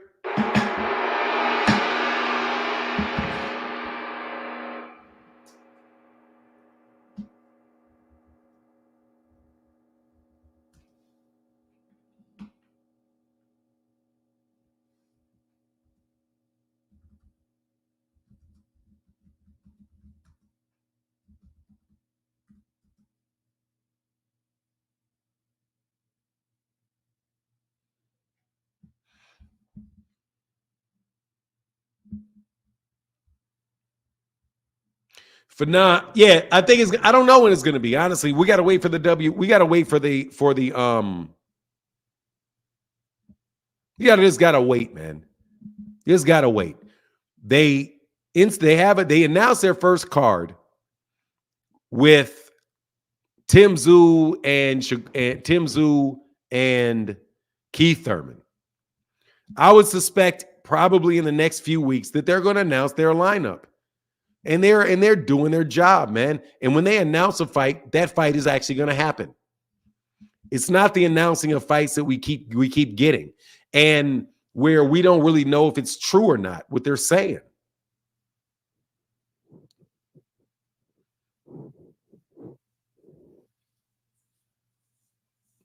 Keeping shit 100 is the way real people want it. Look, man, we don't know who Tank's going to fight next. We do know who Devin Haney's going to fight next. I can tell you for sure I know what's going on with Top Rank because I've watched him enough. I've watched him enough to know what's up. But yeah, Robert Cripe, we don't know yet. I really still think it's going to be Rayo Valenzuela, or it's going to be Rayo Valenzuela, or it's going to be Frank Martin, unless Frank Martin can get a shot at the WBC belt against Shakur. But I don't think that that's going to happen. Because now that it's not mandated, it's not a mandatory, Bob Arum's not going to want that fight. I think Shakur is going to wind up getting that. Shakur is actually in a good position. He just got to sit there. He's got to wait for a second, man. He's got to wait. They're going to make that fight for him, but it's not going to happen this year. It'll happen probably the second half of next year. Hitman Broncos, what's going on, man? Yeah, I can see Rayo getting that fight and everybody being mad about it. What I'm not going to buy is what ESPN says about what PBC is going to do. Because I still think those guys out there doing hit pieces, man.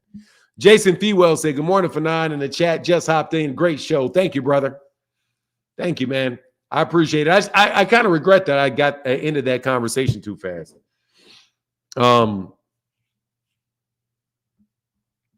What's the next part?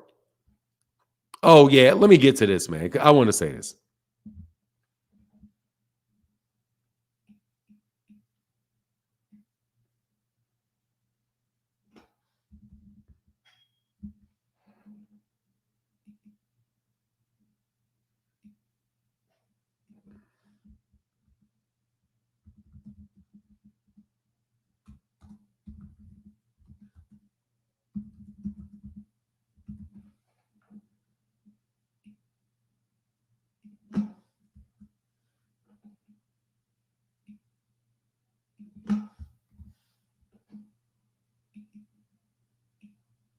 Give me 1 second.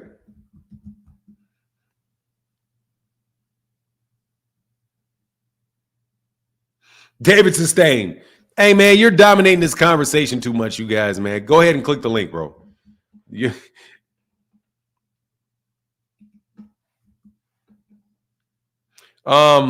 Navarrete doesn't suck. Navarrete can fight. He's just awkward. He's just awkward. Very, very awkward fighter. But I think he's a talented fighter, and I'm glad that he's finally in his weight class. Because at 122, what's he? The 122, 126, so he's in his 4th weight class. Ain't got an inch taller. But, you know, Lynch probably said, I hope I just hopped in. Good morning. Oh, good morning to you, brother. Any way you want, brother. You can hit the like button. You can click the link. Super chats, cash apps, all kind of great ways to support the channel. Since Floyd did it, have you heard of any other fighter buying himself out of a bad deal contract? Yeah. Well, since he did it, no. Before he did it, yes. Since he did it, no. Oh, you gonna hop on tomorrow? That's what's up. Hey, thank you, Barbara D. Appreciate you, sister. She said more support. I appreciate you. It's all good, Barbara D. Y'all been supporting all year, man. You guys really do help out the channel a lot. I just want to get up here and argue with somebody. I'm a little put off by Claymore Rain situation, man. Still put off a little bit by it. Still put off a little bit by it.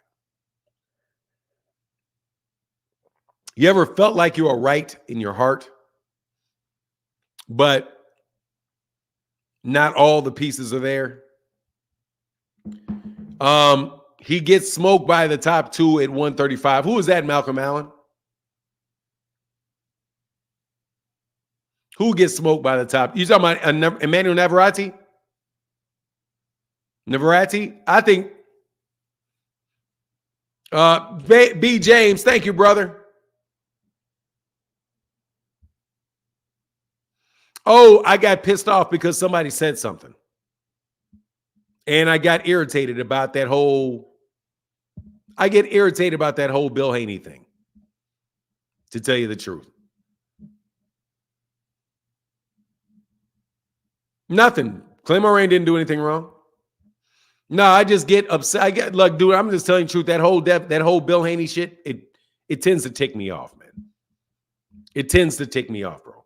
So apparently he's on a panel with people talking bad about me. And so I'm just like, look, man, I don't appreciate it, man. And I get tired of it, man. I do. It gets old. Because all I'm really doing is telling you the truth, bro. I'm just, and it just reminded me of a very bad situation where a situation that I regret having been in.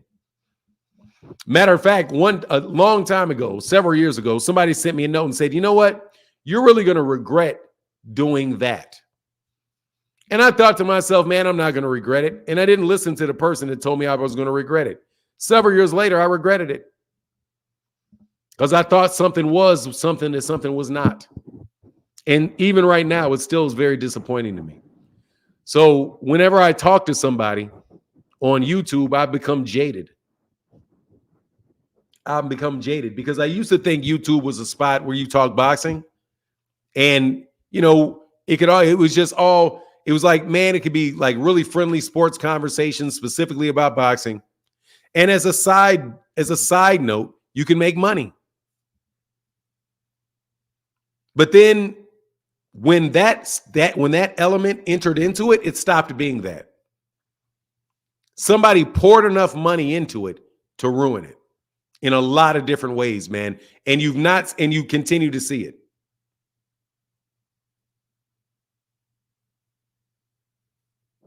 And you continue to see it. You have people that are saying things like Gervonta Davis is a drug addict because he said where's my pipe? You got people every day putting up titles and saying things about fighters like this stupid shit that freaking Flyer keeps saying. 25%. Man, that man didn't want that fight. What's going on so deep?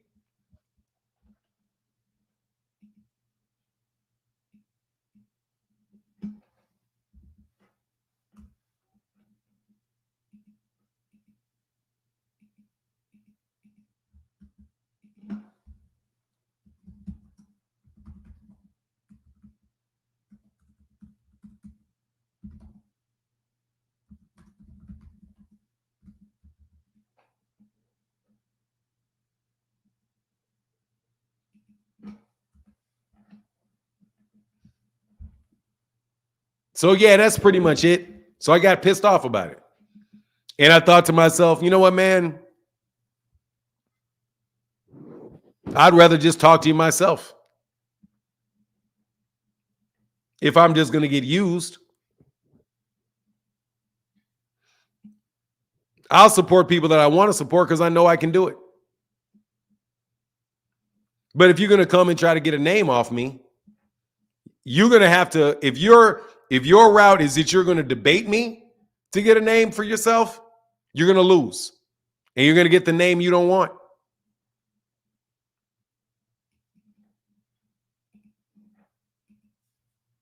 And cats started coming with me with what real batteries in their back. With arguments that are ridiculous. And are completely out of that camp. Bill Haney don't even believe that shit. Bill don't believe what he's saying. He's too smart to. Freaking Flyer doesn't believe what he's saying. You don't believe that. Y'all don't believe that stuff. You just saying whatever you need to say. Unfortunately, there are people that really believe it.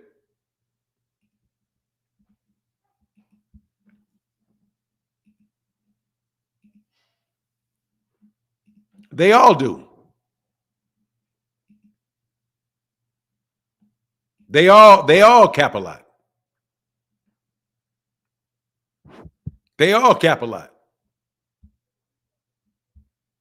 Hey, Dragon Assassins official, do you and keep speaking the truth, Fanon. Thank you, man. What is that great bit in Jamaica? Is that great bit in Jamaica?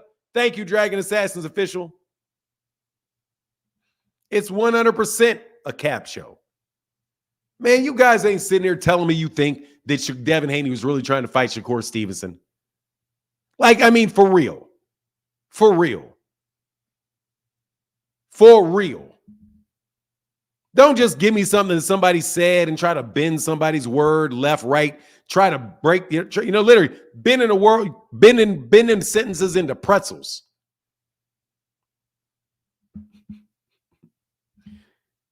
It's ridiculous. So that's what I got ticked off about. Because it's like, man, if you're going to be floating, man, just be over there. They won't trust me. They won't want you in a second. They won't even want you, brother. If I didn't let you on. If I don't let you on, you're just gonna be somebody else. You're just gonna be, well, good. What good is he? He can't get on Fanon's show, so what good is he? I've seen it before. But I've also seen me literally build people's channels. And I've asked them, hey, man, you want to come on the show? No thanks. I wonder why, man. I thought I was the first guy to ever help you. I thought I was the first guy to ever watch your channel. But if I ask you, hey, man, let's have a conversation, I wonder why that is. I wonder why that is. So you guys have to forgive me if I don't allow you to do that to me again.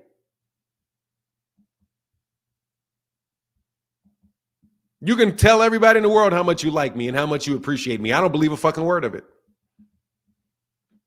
I don't believe a word of it.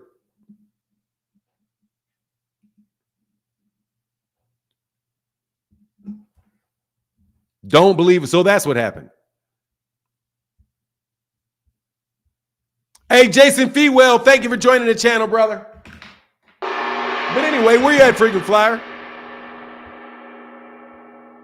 I'll argue with Freaking Flyer.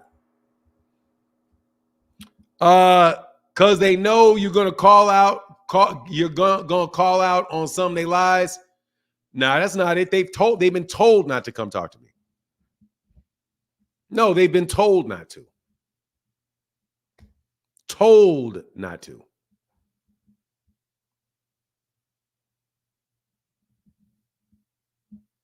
Fanon, nobody wants your smoke. Even I don't want smoke with you. Lee Shang.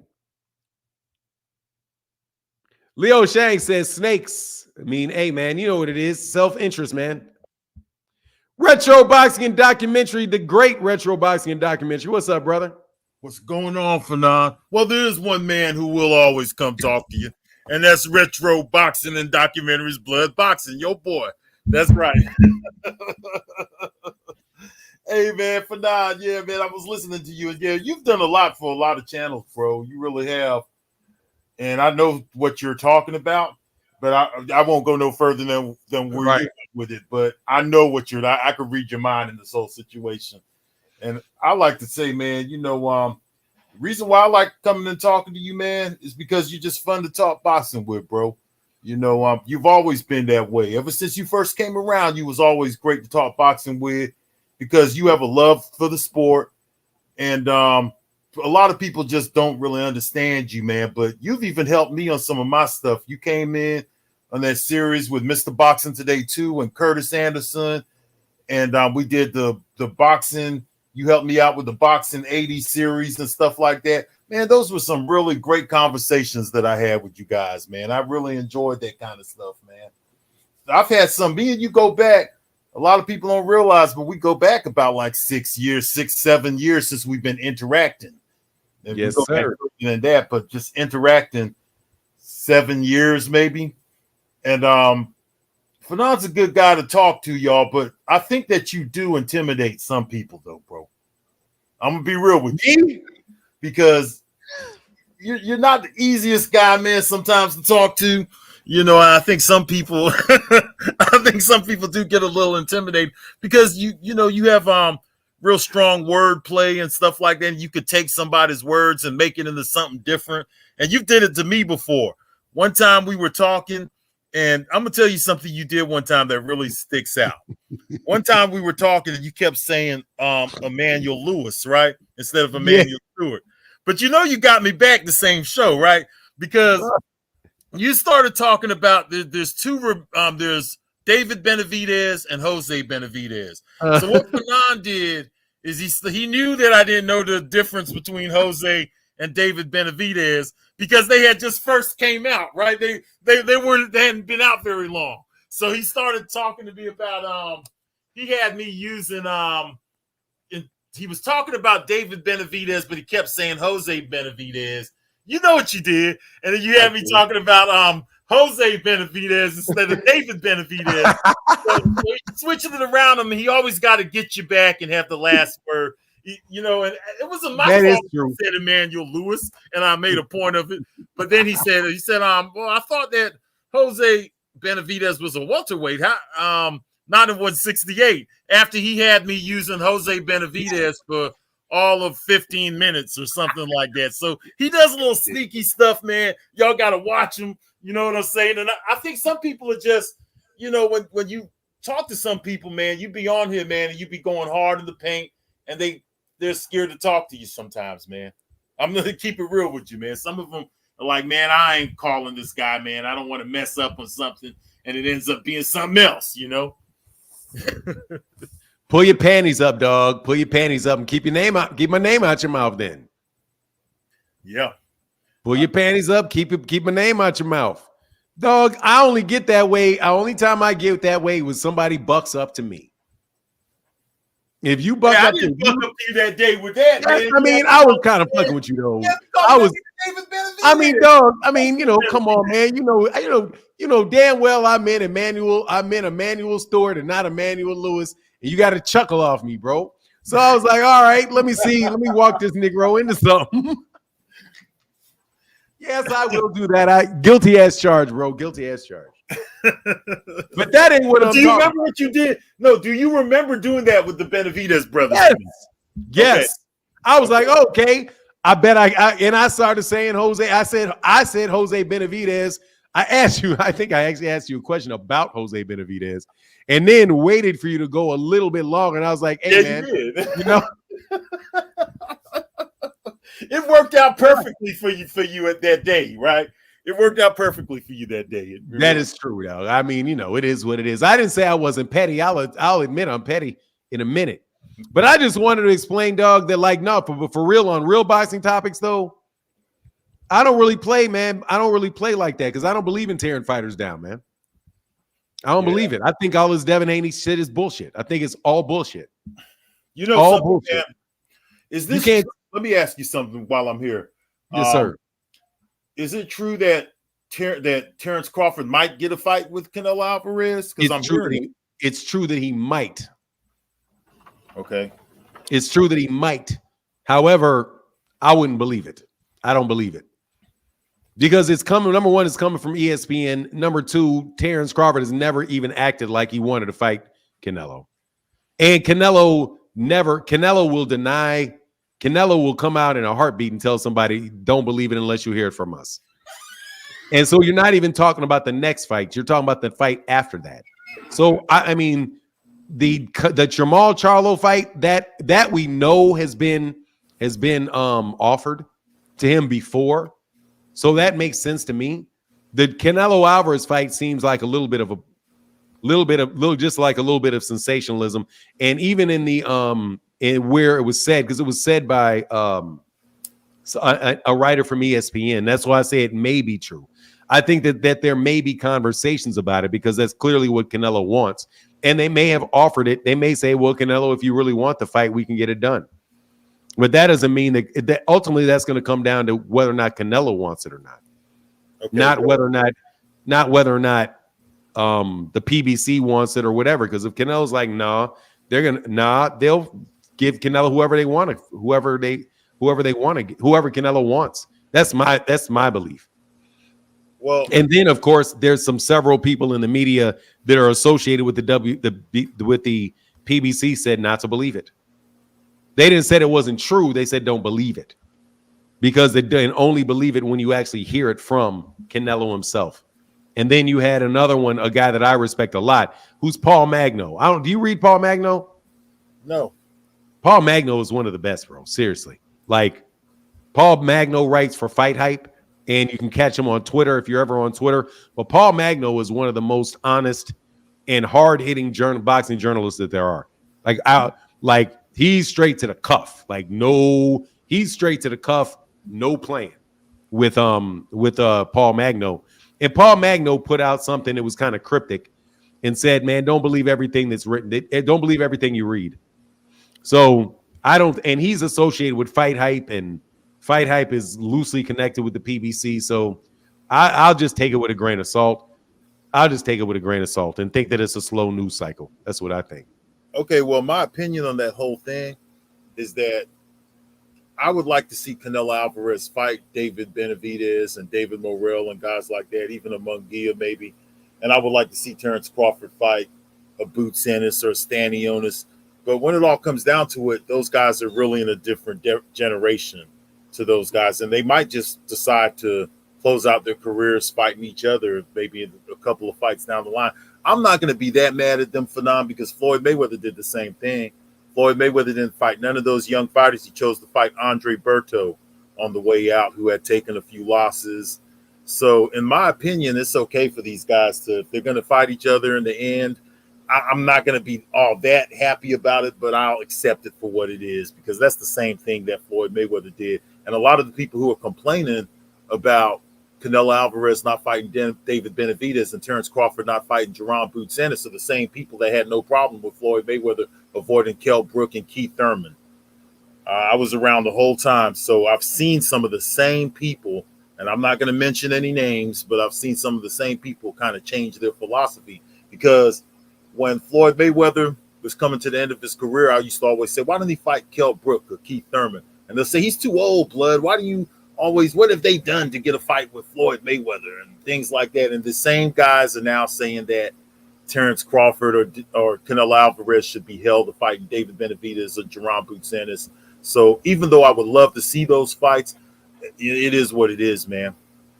That's how I look at it. I know that you might disagree with that some, but that's really how I feel.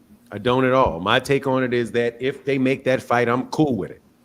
I'm 100%, 100 mile an hour cool with Canelo fighting Terence Crawford. I'm cool with it. I don't have a problem with it. I don't have a problem with him fighting David Benavidez. I don't have a problem fighting Jamal Charlo. Honestly, man, I'm tired of complaining about fights that are actually getting made. Right.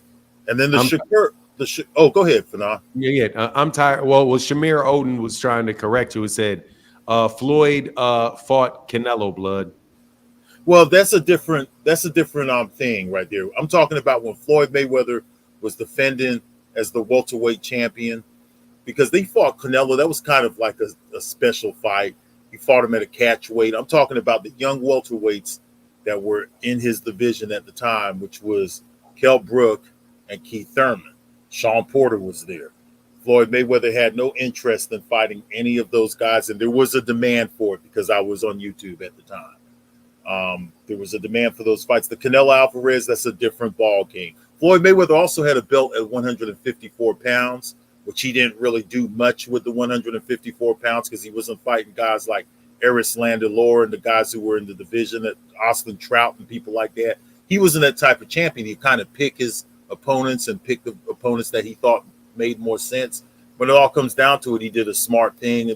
You could kind of see it. That's why I kind of pumped the brakes on Floyd Mayweather, because he ended his career and he had a pretty good career when it all comes down to it. I was a critic at the time.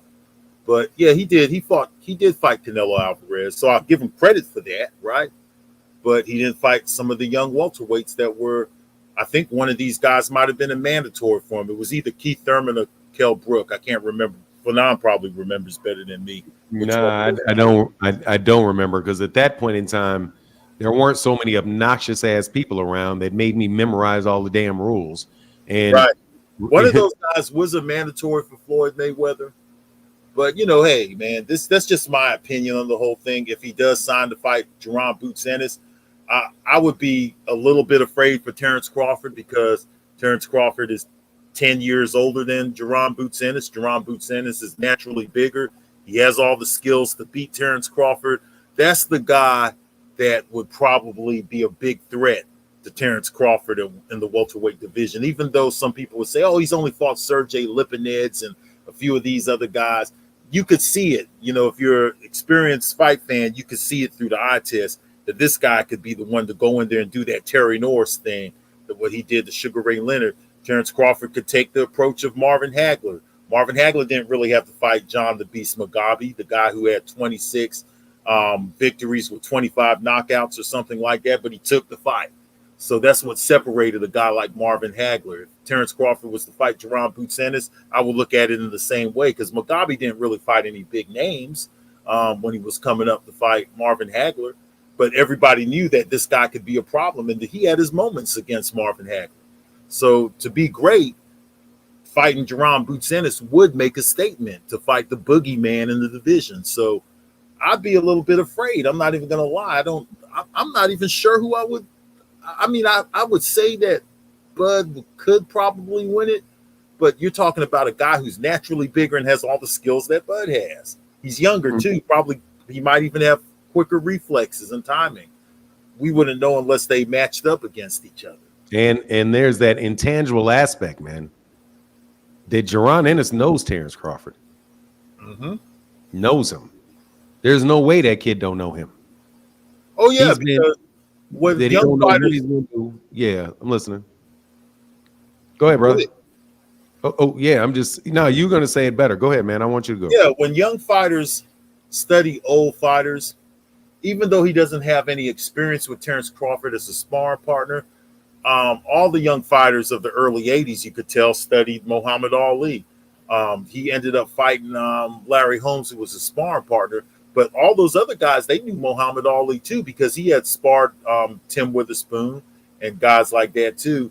But the ones who he didn't spar, they fought like Muhammad Ali. The guys who were around in the early 80s, like Pinklin Thomas and Tillis and all of those guys, they basically would use a lot of footwork and fight off their jab, similar to how Ali fought. So the younger fighters, they have the advantage of being able to study the older fighters who's been in the environment longer. So that's another big advantage. And yeah, absolutely, Jerron Ennis knows all about Terence Crawford. He's seen all his fights, whether he would admit it or not. He's watched all of them, and he's probably studied him.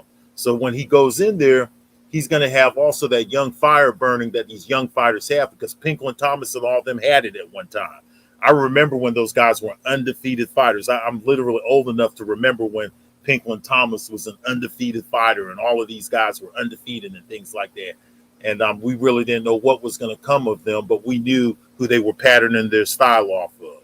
Yep. So, and there's some guys in there, and there are actually guys that fight out of his gym that fought Terence Crawford. Yeah. Like Hank Lundy. Hank Lundy was in the ring with him. Yep. So you like, yeah, man, that's well, there was one young sparring partner, and I don't know his name, Fanon. Maybe you know his name, but I was watching. Go ahead, man. He said that he sparred both Jerron Boots Ennis and Terence Crawford, and said that Boots Ennis would favor Boots Ennis to beat Terence Crawford. I don't know which fighter it was, but it was. I'll find out before we go on Sunday which fighter it was that said that. But he said that, hey, I've sparred both of them, and I would favor Boots to beat Terence Crawford. Yeah, that's another thing. Real quick, Matty Yole in the building. Thank you, brother. Thank you for that support. I see you, by the way, Jay Finley. Yeah, my thing on it is like on a bunch of different levels. Like Terence, like Jerron Ennis. First of all, he's from somewhere where there's nothing Terence Crawford does that they've not seen. Out of Philadelphia. Yep. To me, it's like he's not fighting somebody out of Texas where they don't have some old ass man, right? That dude that's literally too old to even train people himself, sitting back there on a rocking chair like, yeah, he looks like that. This is what you do with that. That's what you do with that. That's what he don't like right there. This is what you don't do right. That's what he don't like right there. Do that. Do that. And then he sends somebody to go actually do the training, and they working on it. You have a lot of great boxing minds in that city. And when you have somebody with all that institutional knowledge coming out of that city, dog, there is no perfect fighter. There's no perfect fighter. Everybody at a certain point in time, man, everybody's going to run into something. So you got all of the basically. If there's a disaster that could happen for Terence Crawford, it's him. Because you're dealing with a guy that is 10 years younger. You get a guy that is longer, a guy that is bigger, a guy that is just as fast, a guy that is just as quick twitched, somebody that is very, very well schooled. You can't say he just does one thing. How do you prepare for him? Well, Errol, I know what you're going to do. You're always going to lean your head off to the left side. Or what was how Echo said that, right? Echo's like, well, he's always going to end with his head over here. He's always going to do this. And you don't know what Jerron's going to do. That's true. So you're going to have to prepare for all of those things. And believe it or not, Jerron knows what he's going to do. Because Jerron has the benefit of being the one that was watching. And there's this movie. You remember Gregory Hines? Yeah, absolutely. The tap dancer would sing and all kind of stuff. Yeah. There was a movie that he did about Bojangles. Did you see the movie about Bojangles? Yes, I did. Yep.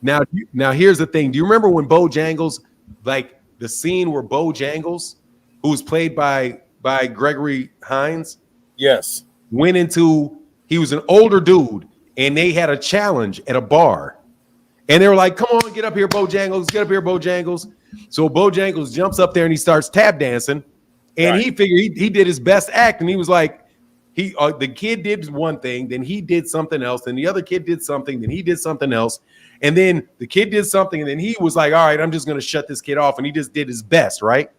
Right. And got off and walked away. And then he heard out of the back of his ears, the kid tapping. The dude went right back at it. Right.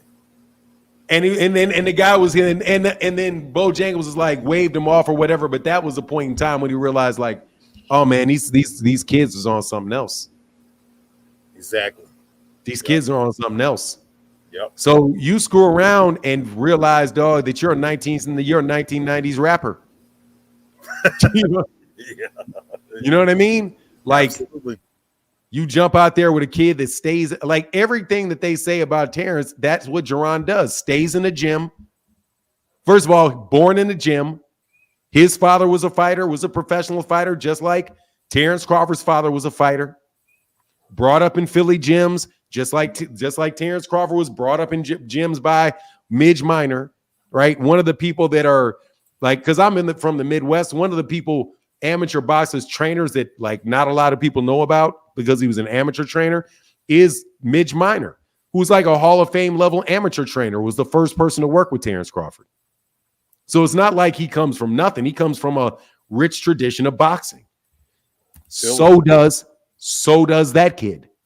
So, but as far as it relates to what Terence Crawford does, like I'm saying, the Devin Haney conversation has made me really, really sick of the word ducking. Like I am sick of it because it is used as a weapon now. Where before it's an observation where fans are generally up. Now you got people literally framing people for ducks, making up situations where a guy is ducking him.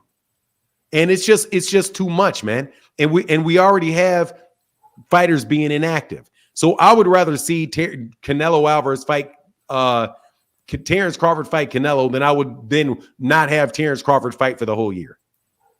Or I would rather see Terence Crawford fight Terence Crawford, Canelo Alvarez fight Terence Crawford, if the alternative is that I see him fight John Ryder too. But the bad side of it is that the Terence Crawford versus Jaron Ennis fight doesn't do anything for 168.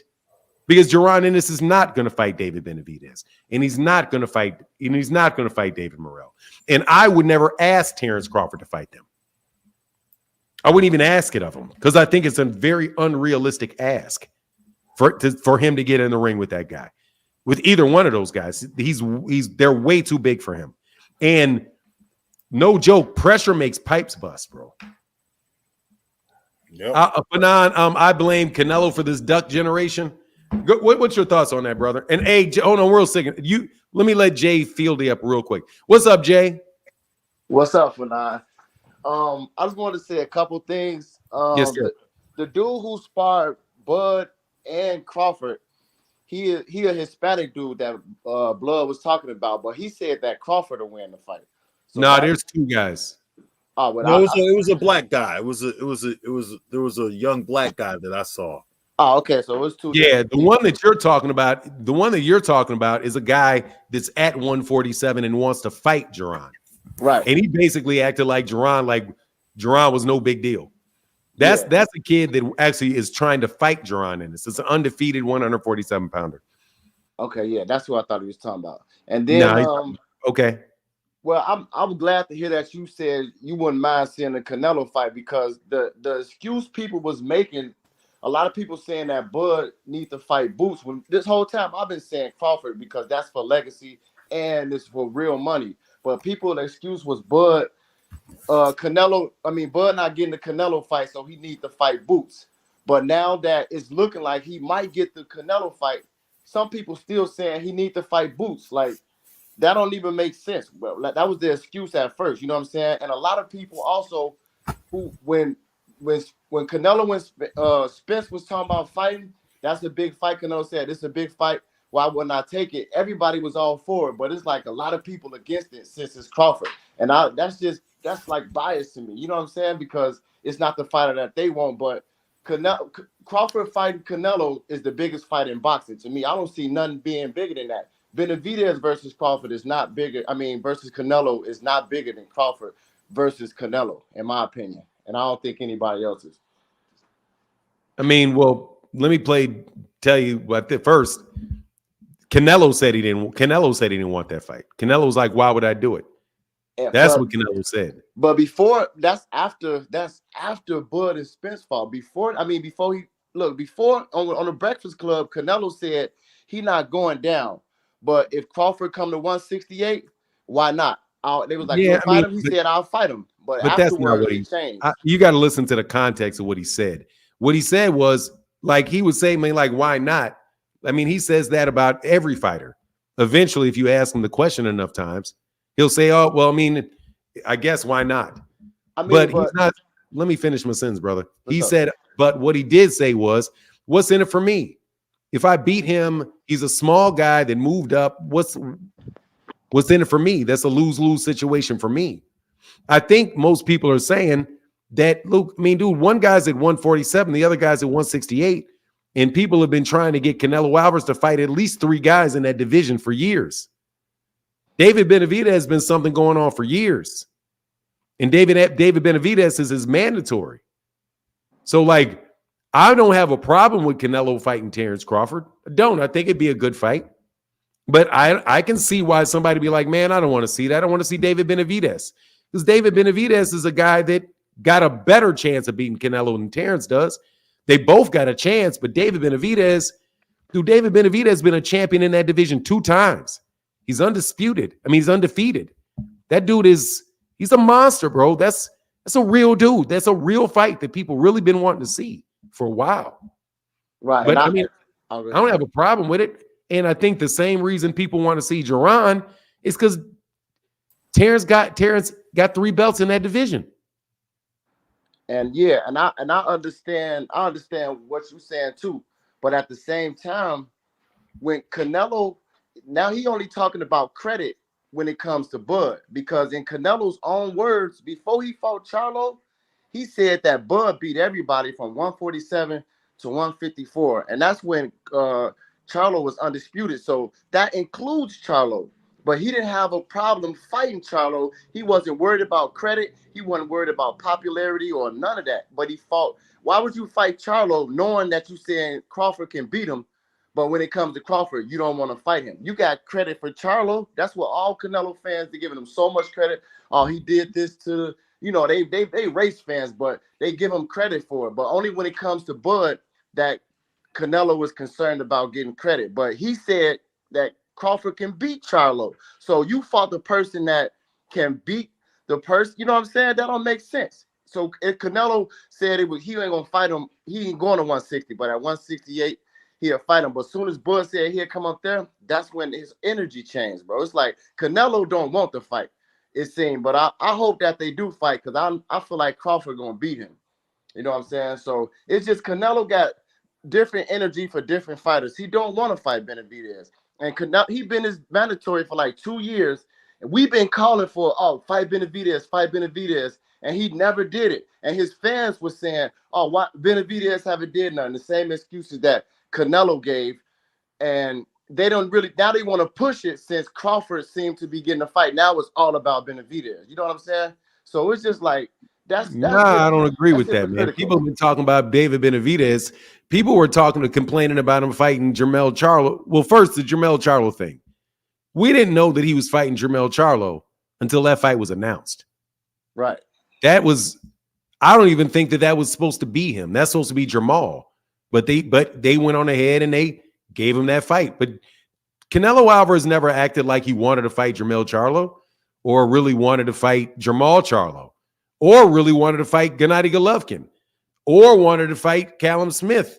Like, I think Canelo's in a Gervonta Davis type of situation, man. He doesn't have to call people out because everybody's going to call him out. And he just winds up taking the fights who Eddie Reynoso and him think will take the fight.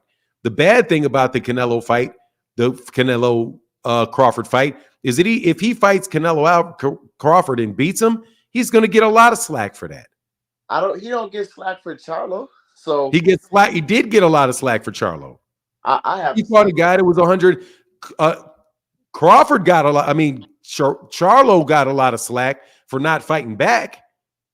But right. Canelo got a lot of slack because he fought somebody from 154. They just like that he got a lot of slack for fighting Yildirim, who's trash. He got slack for fighting Billy Joe Saunders that moved up. He got slack for fighting Callum Smith because he's trash. I mean, to be fair to Canelo gets slack for every fight. And I'm glad you said that. That's what I'm saying. He gets the slack from us. People who say we knew he was going to beat Yildirim. We knew he was going to beat Charlo. I picked him to win all those fights, but he still fought those people. So why is it different when it comes to Bud Crawford? And that's what I'm saying. Bud Crawford and Benavidez is different when it comes to them. Like, bro, it's the same thing as he's best no different than Canelo and Charlo for 5 years. Like with Benavidez, he said, he's fought nobody except David. what is dude name? Andre Durrell. That was his excuse some years ago. But since then, he fought Andre Durrell, he fought Caleb Plant, and he just fought Andrade. So what's his excuse now for fighting Benavidez? You know what I'm saying? So he His got excuse for fighting Benavidez? for not fighting him. So his excuse he used before is void now because he fought 3 fighters. Now he said it was because he only fought 1. He don't have a reason now other than he don't want that smoke. And that's the same energy he was given for Bud. But now I don't know if the rumor is true or not, but he might be changing. But he's clearly avoiding Crawford and Benavidez, He in can't my be opinion. avoiding Crawford. He can be avoiding Benavidez. He cannot be avoiding Crawford. His That's energy not. changed when That's he said he coming to 168 though. bro. See, this is one like, and I want to take it off of Bud. So in case you think I got something against Bud, you cannot avoid somebody that's not in your weight class.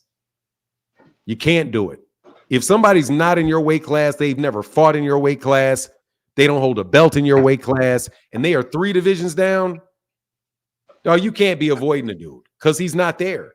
Now, if Terence Crawford moved to 168, fought David Benavidez, became that dude's mandatory, then you could say Canelo's avoiding him. Really, Canelo could be thinking about it like, look, bro, I'll believe you when you move to my weight class.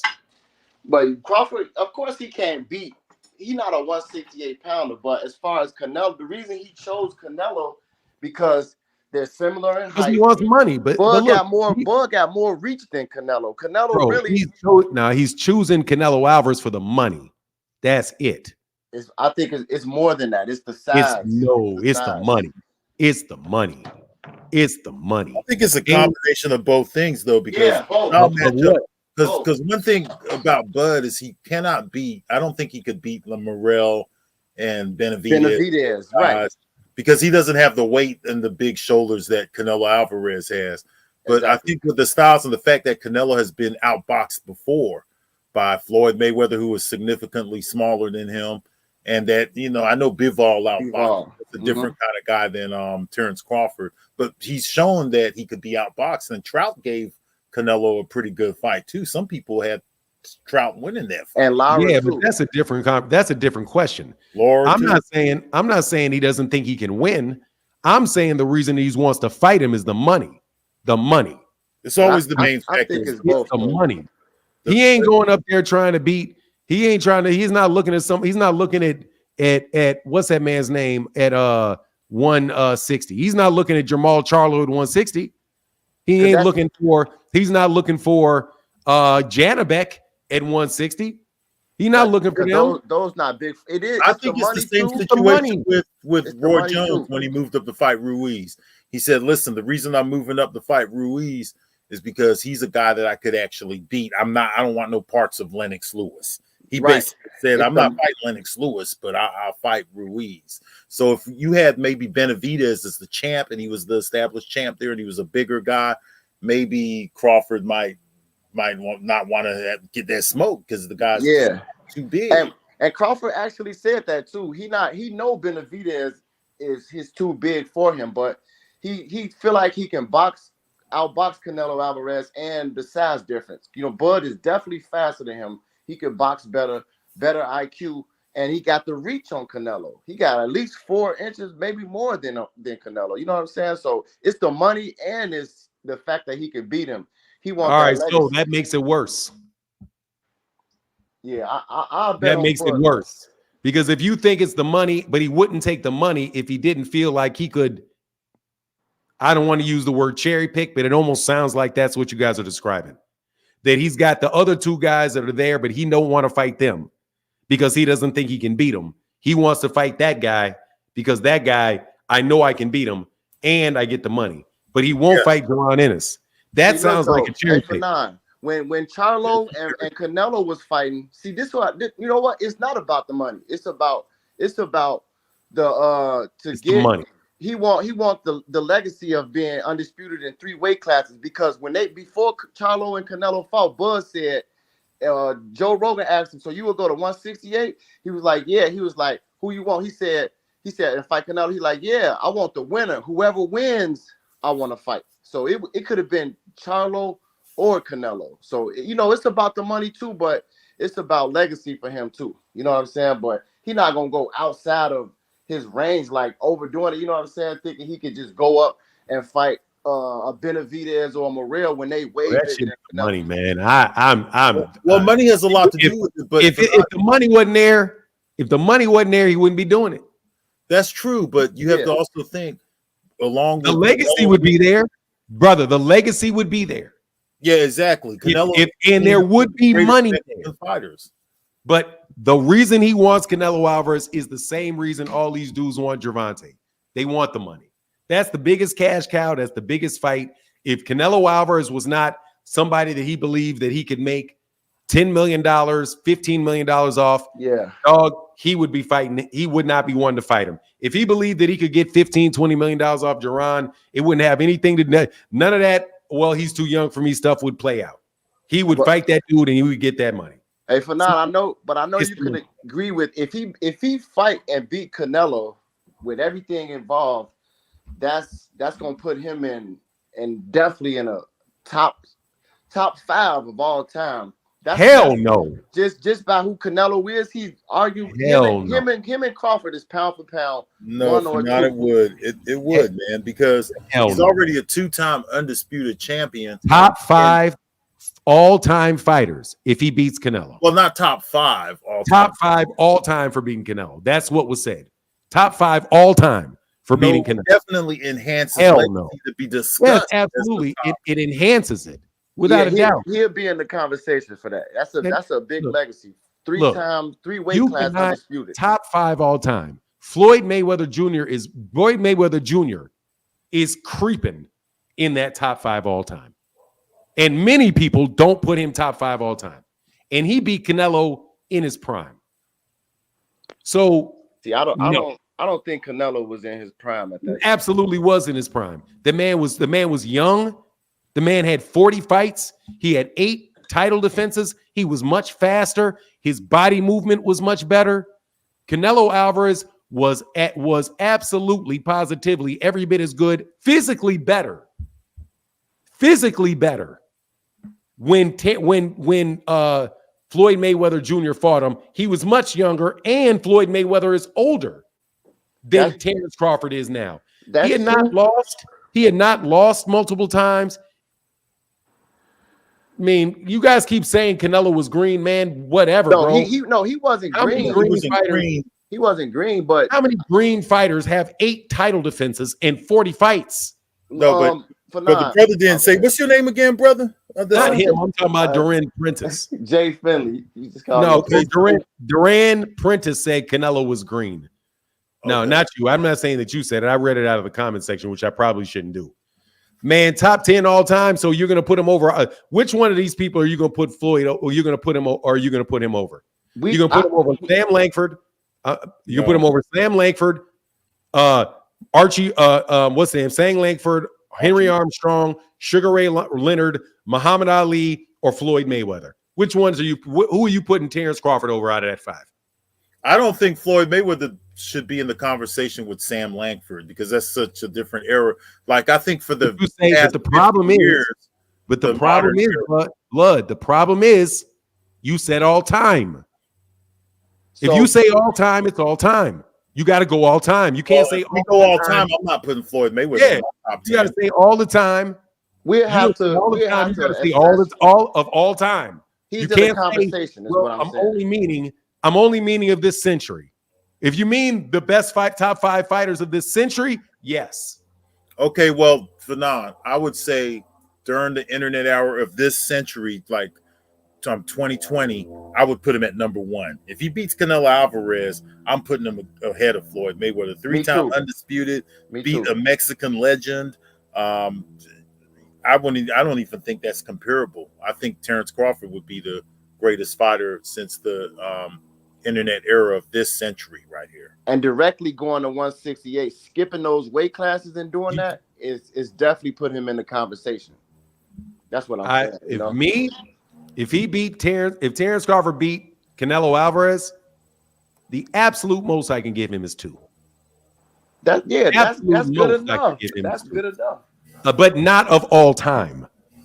No, So you're all time talking is about over the last 20 years, bro. Because I do not believe, dude, that he will equal Floyd Mayweather Jr.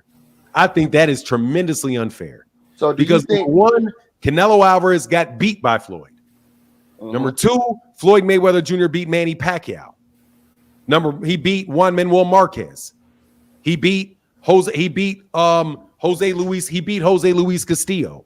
He beat Oscar de La Hoya.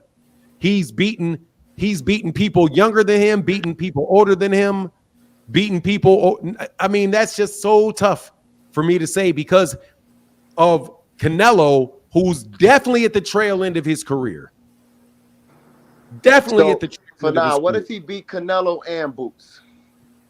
I don't mean beat Boots. Let's see it.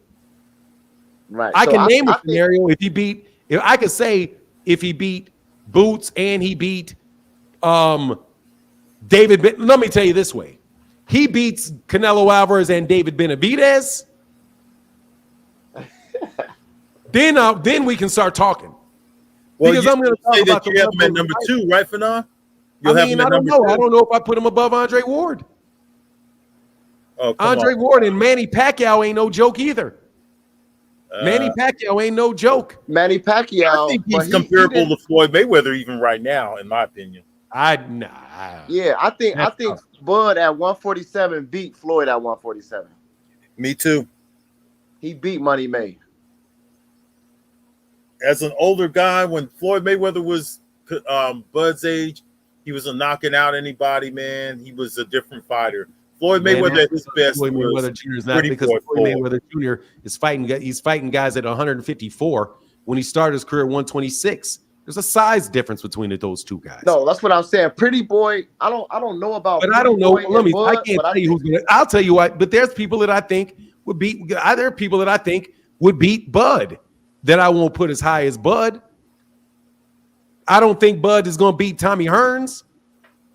And I would put Bud. I don't know if I put Tommy Hearns above Bud. I just don't think he could beat Tommy Hearns.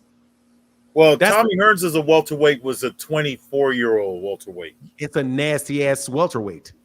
That's what I'm saying. I don't know about Bud and Sugar Ray Leonard. I mean, I don't know about Floyd in either one of those dudes. But we're talking about this century. But without a doubt, if he beats Canelo, nah, bro, because you guys think he's going to beat him. Man, Canelo Alvarez is at the tail end of his career, man. That dude is going the distance and having difficult times with John Ryder at this point in his career. Bud is older than Canelo Alvarez, though, man. Doesn't matter. He's not as old. It's not as old as a fighter. Canelo Alvarez has got 60-something fights. That's a good argument. Canelo got 68 fights. But for now, do you think the Floyd, the Canelo that fought Floyd, you think that Canelo is better than the Canelo that beat Kovalev? Yes. I don't think so. I think the Bud Crawford at 140 is probably better than the Bud Crawford at 147. No, I don't think so. Bud is fucking nasty as shit at 140, bro. Bud is nasty as shit at 140. He's much faster. He's got much better. He's nasty at 147. He stopped everybody in front of him. But he's not. But he's nasty at 147, fighting dudes that are older. I don't know. Like I'm telling you, I don't know. That's why I want to see him fight Gervonta. If I see him fight Gervonta, I'm gonna know how fast he is. Yeah, I'm gonna know. I don't know. Just like when you saw what's a really good example of this? When you see somebody like who's the last guy to get whooped by a young dude that you were like, oh shit, I didn't see that coming. Like you see a dude, you'll see somebody jump up in there and fight somebody and they're looking really, really good. And then they get in there the next time and you're like, oh man, it looks like they're in slow motion now. Dude, Gervonta is somebody that dude's a lot faster than the rest of those guys at 140. Maybe like Regis and Haney, kind of. Yeah, Regis no, because I don't think that Regis was ever the level of fighter that the guys that Bud beats are. But It's not Right, but I often just that mean an as older far as fighter puts it on the line against a young fighter. What comes to mind first for me is always Sugar Ray Leonard with Terry Norris, because there was a lot of people who didn't see that coming. And this dude all right of a here, sudden he gets in the ring and this guy's faster than him and stronger than him. And he just beat up like you just don't Ray know. Leonard and Donald Curry, Yeah, but So, if he and exactly, so I'm sorry to cut you off. And exactly when but if you would have had a third fight right before that, you had a third fight with him and Duran. When was the third fight with him and Duran? Was there a third fight with him and Duran? yeah, there was. It was in 88 or 89. Was it right? When did he fight Terry Norris? He fought Terry Norris in 91, maybe. There you go. So he looks really good against Roberto Duran, an older Roberto Duran. He gets in there with Terry Norris, and Terry Norris is not considered to be anywhere near the level of nowhere near the level of Roberto Duran. And he winds up getting beat up. So, dude, I'm not. Canelo Alvarez I know Canelo Alvarez is old. I've been saying Canelo Alvarez looking old, looking slow. He is. So, I'm not going to boost him above Floyd Mayweather, who beat that dude when that dude was young. Dude, man, tell him, blood boxing, people were saying that dude was going to lose to Floyd was going to lose to Canelo. A bunch of people were like, a lot of people saying that about Bud, though. Those same fans are saying that about Bud. That's what I'm saying. Bud is the underdog. I'm literally telling you the guy, that is a scenario where I'm talking about how good Canelo Alvarez is right now versus when he was 23 years old. That man has had multiple losses since that point in time, or he had just one loss. One. He had one loss and a draw. He's had a draw that a lot of people thought were a loss. He had a loss. He had an actual loss, and he's been through the ringer, man. He's in the very last stages of his career, man.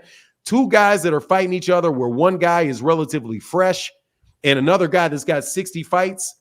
I mean, dude, to go over Floyd, I just think you guys are really doing Floyd's career. Well, I think Canelo Alvarez was pre-prime, and that's what we're trying to say. He was. I think his prime years was like in 2018 and 2018. Okay. Yeah. So what's more difficult, to beat somebody that is a little bit before their prime, or somebody that is well after it?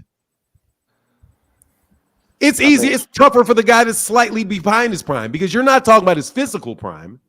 But look, you're talking about his experiential prime. What they're saying now is when he beat Charlo, they said nobody beats this version. Nobody beats this version of Canelo. That's the verdict. That's what I heard. Everybody. Well, the Canelo fans in the media. I'm not talking about the Canelo Alvarez fans. I'm being very clear. I've been saying Canelo Alvarez has been on the downslide since after the second Gennady Golovkin fight, when he started standing toe-to-toe with people. Once he stopped using using his upper body movement and boxing people, and he started being somebody that was just a muscle come forward, woom, his activity level dropped. He's not throwing anywhere near the punches. He's not moving nearly as well.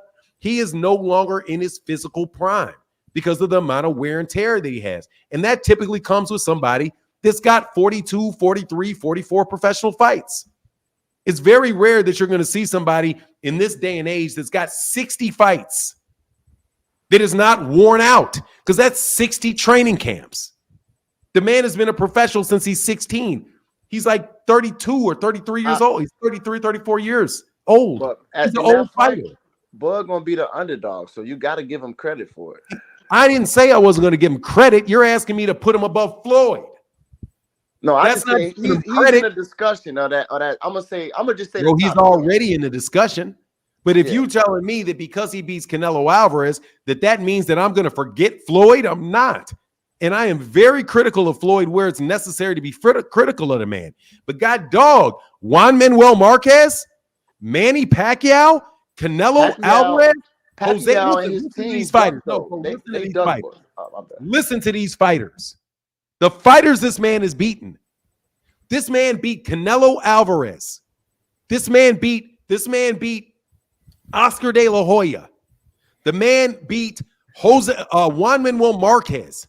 He's beaten Manny Pacquiao. He beat Jose Luis Castillo. He beat Diego Corrales. The man beat Miguel Cotto. The man beat Shane Mosley.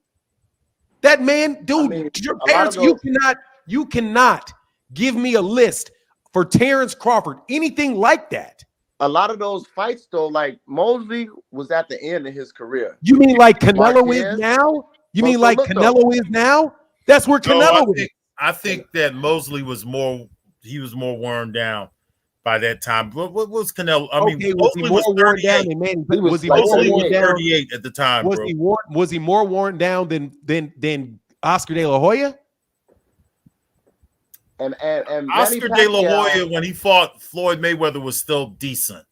Oh, and we was he more can't Not in worn his put down Manny prime. on that Not in list. his prime. Was he more worn down? Was Zab Judah more worn down? Was Jose Luis Castillo more worn down? Was Diego Corrales more worn down? How many people on his record are we going to say was worn down? No, A few dude, of them this man were. is the A few shit, of them bro. were past their prime. Bro, Floyd Mayweather Jr. was the shit for decades. Not just one or two fights, bro.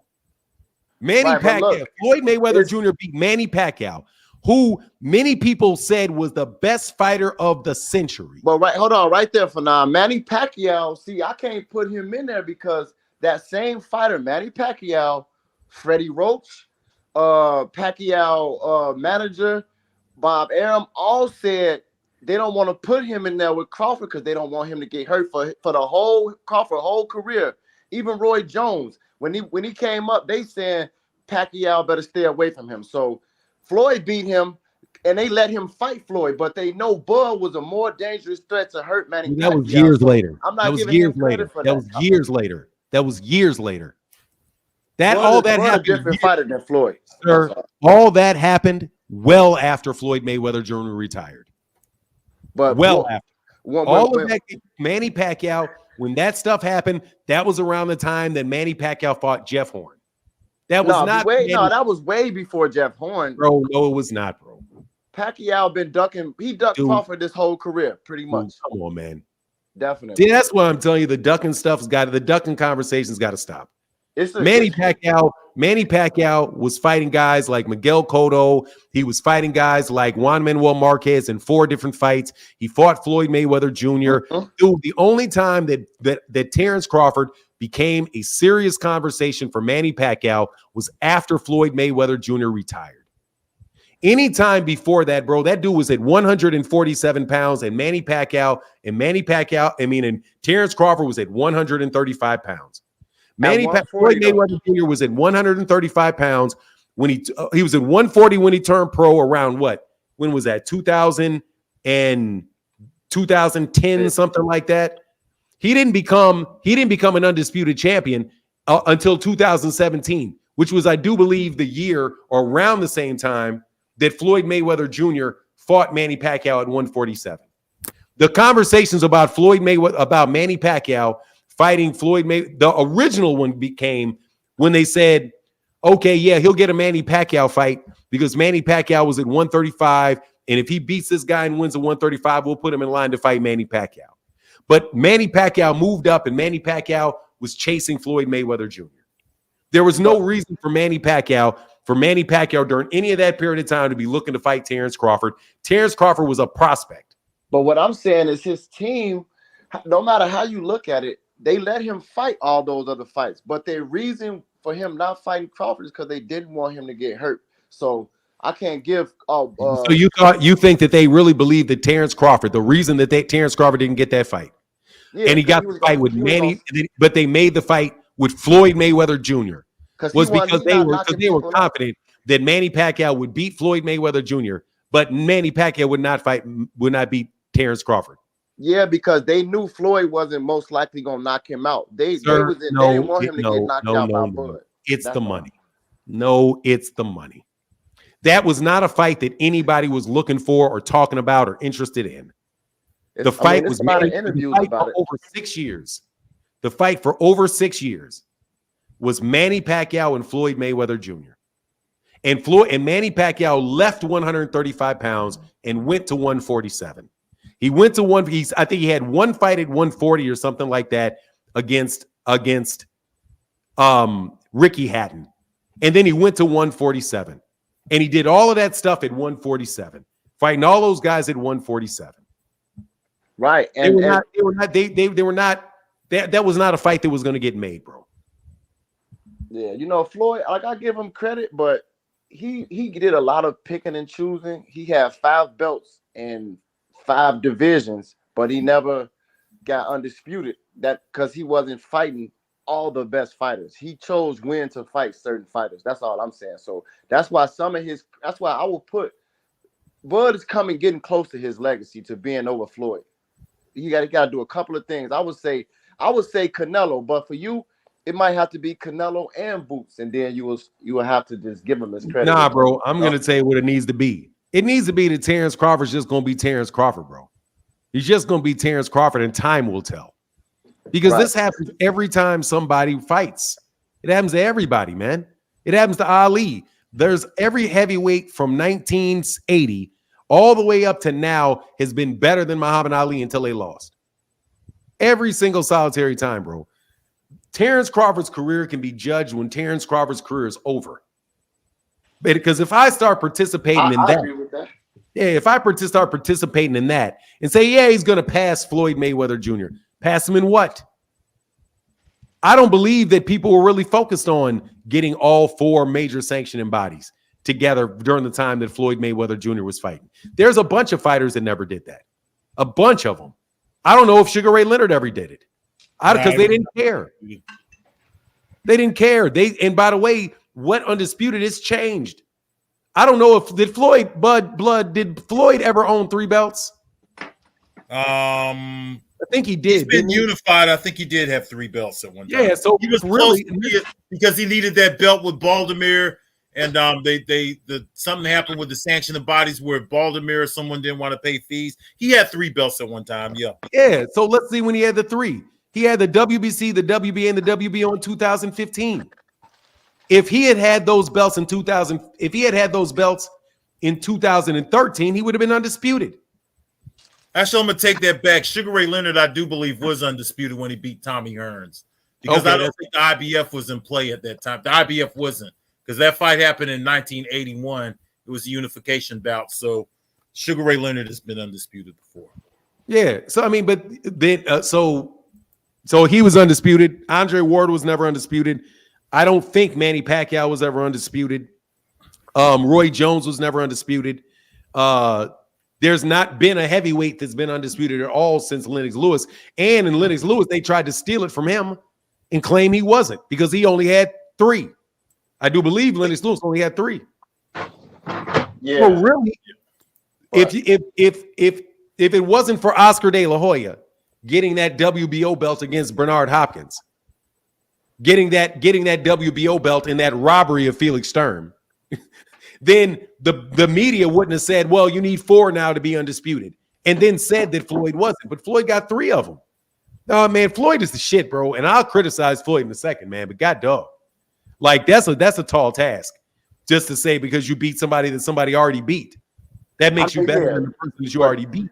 Doing that in 3 weight classes, that's gonna put him up there, especially going up 3 weight classes and getting undisputed again. That's gonna do a lot for us. But let me ask you a question. As far as him being undisputed, you beat somebody undisputed, but you don't think that you beat the best guy in the weight division. What would you call it? That's all. See, I feel like Morrell is the best person in that division, but that's all an opinion until they actually fight. You know what I'm saying? But according to a lot of people, Canelo was the best in the division. He got all the belts. Whatever reason they said, he is the person that's deemed the best in that weight division. You know what I'm saying? Until they fight. So beating that person means a lot according to the media and the history books. So that's how it's going to be put. Like nobody beat Canelo at 168, so they're going to have him as the best person in that weight division. You know what I'm saying? So that's going to mean a lot to beat that person. Yeah, I think it'll mean a lot for him, without a doubt. You putting him over Floyd, that's a stretch, though. For me, that's a stretch. And Blood is a notorious Floyd hater. So no, I'm not, man. I'm just a critical Floyd. If him and Terence Crawford got in the ring as welterweights, I'm favoring Terence Crawford.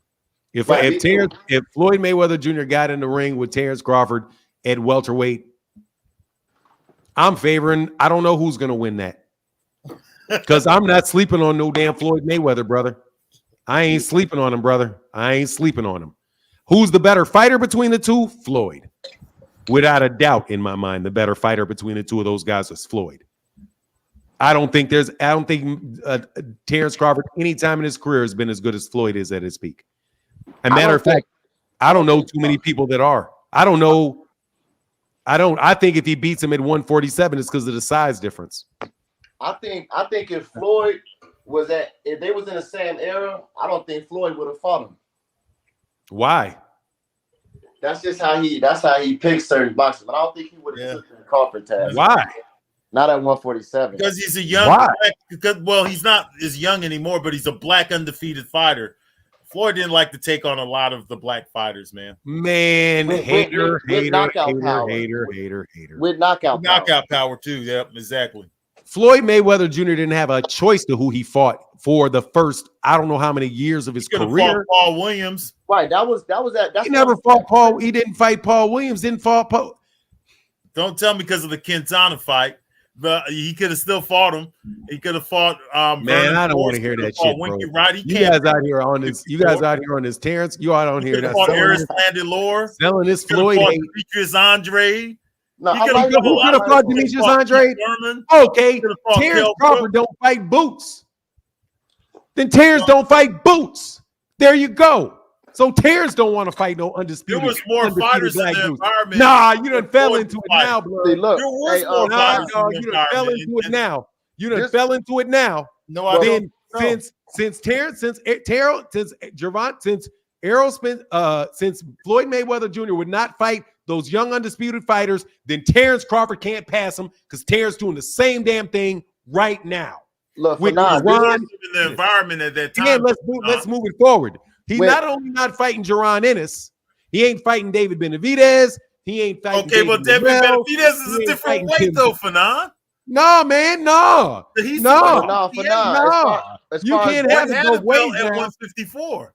You can't have it. You have to put Eris Landlor and Demetrius Andre and Wiki Wright and what's his name, Vernon Forrest in the equation.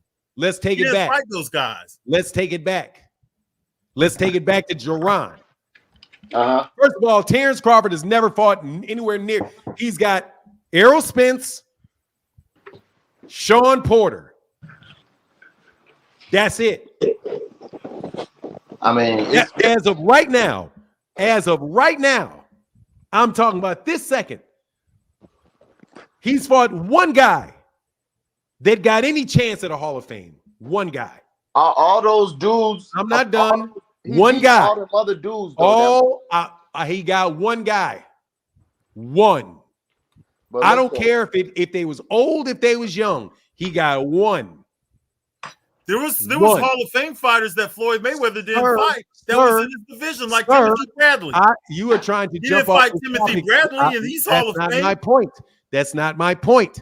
My point is that Terence Crawford right now, as we speak, has beaten one guy that is likely to get into the Hall of Fame. One. But there's not a lot of guys in the atmosphere that Excuse me, sir. There's one. There's one. There's one. There's one. Proven with Floyd Mayweather that he didn't fight Hall of Fame. I got to complete my point, sir. I got to complete my point, sir. There's one. For Terence Crawford, there's one. One, maybe two in Sean Porter. Very suspect on Sean Porter. There's one.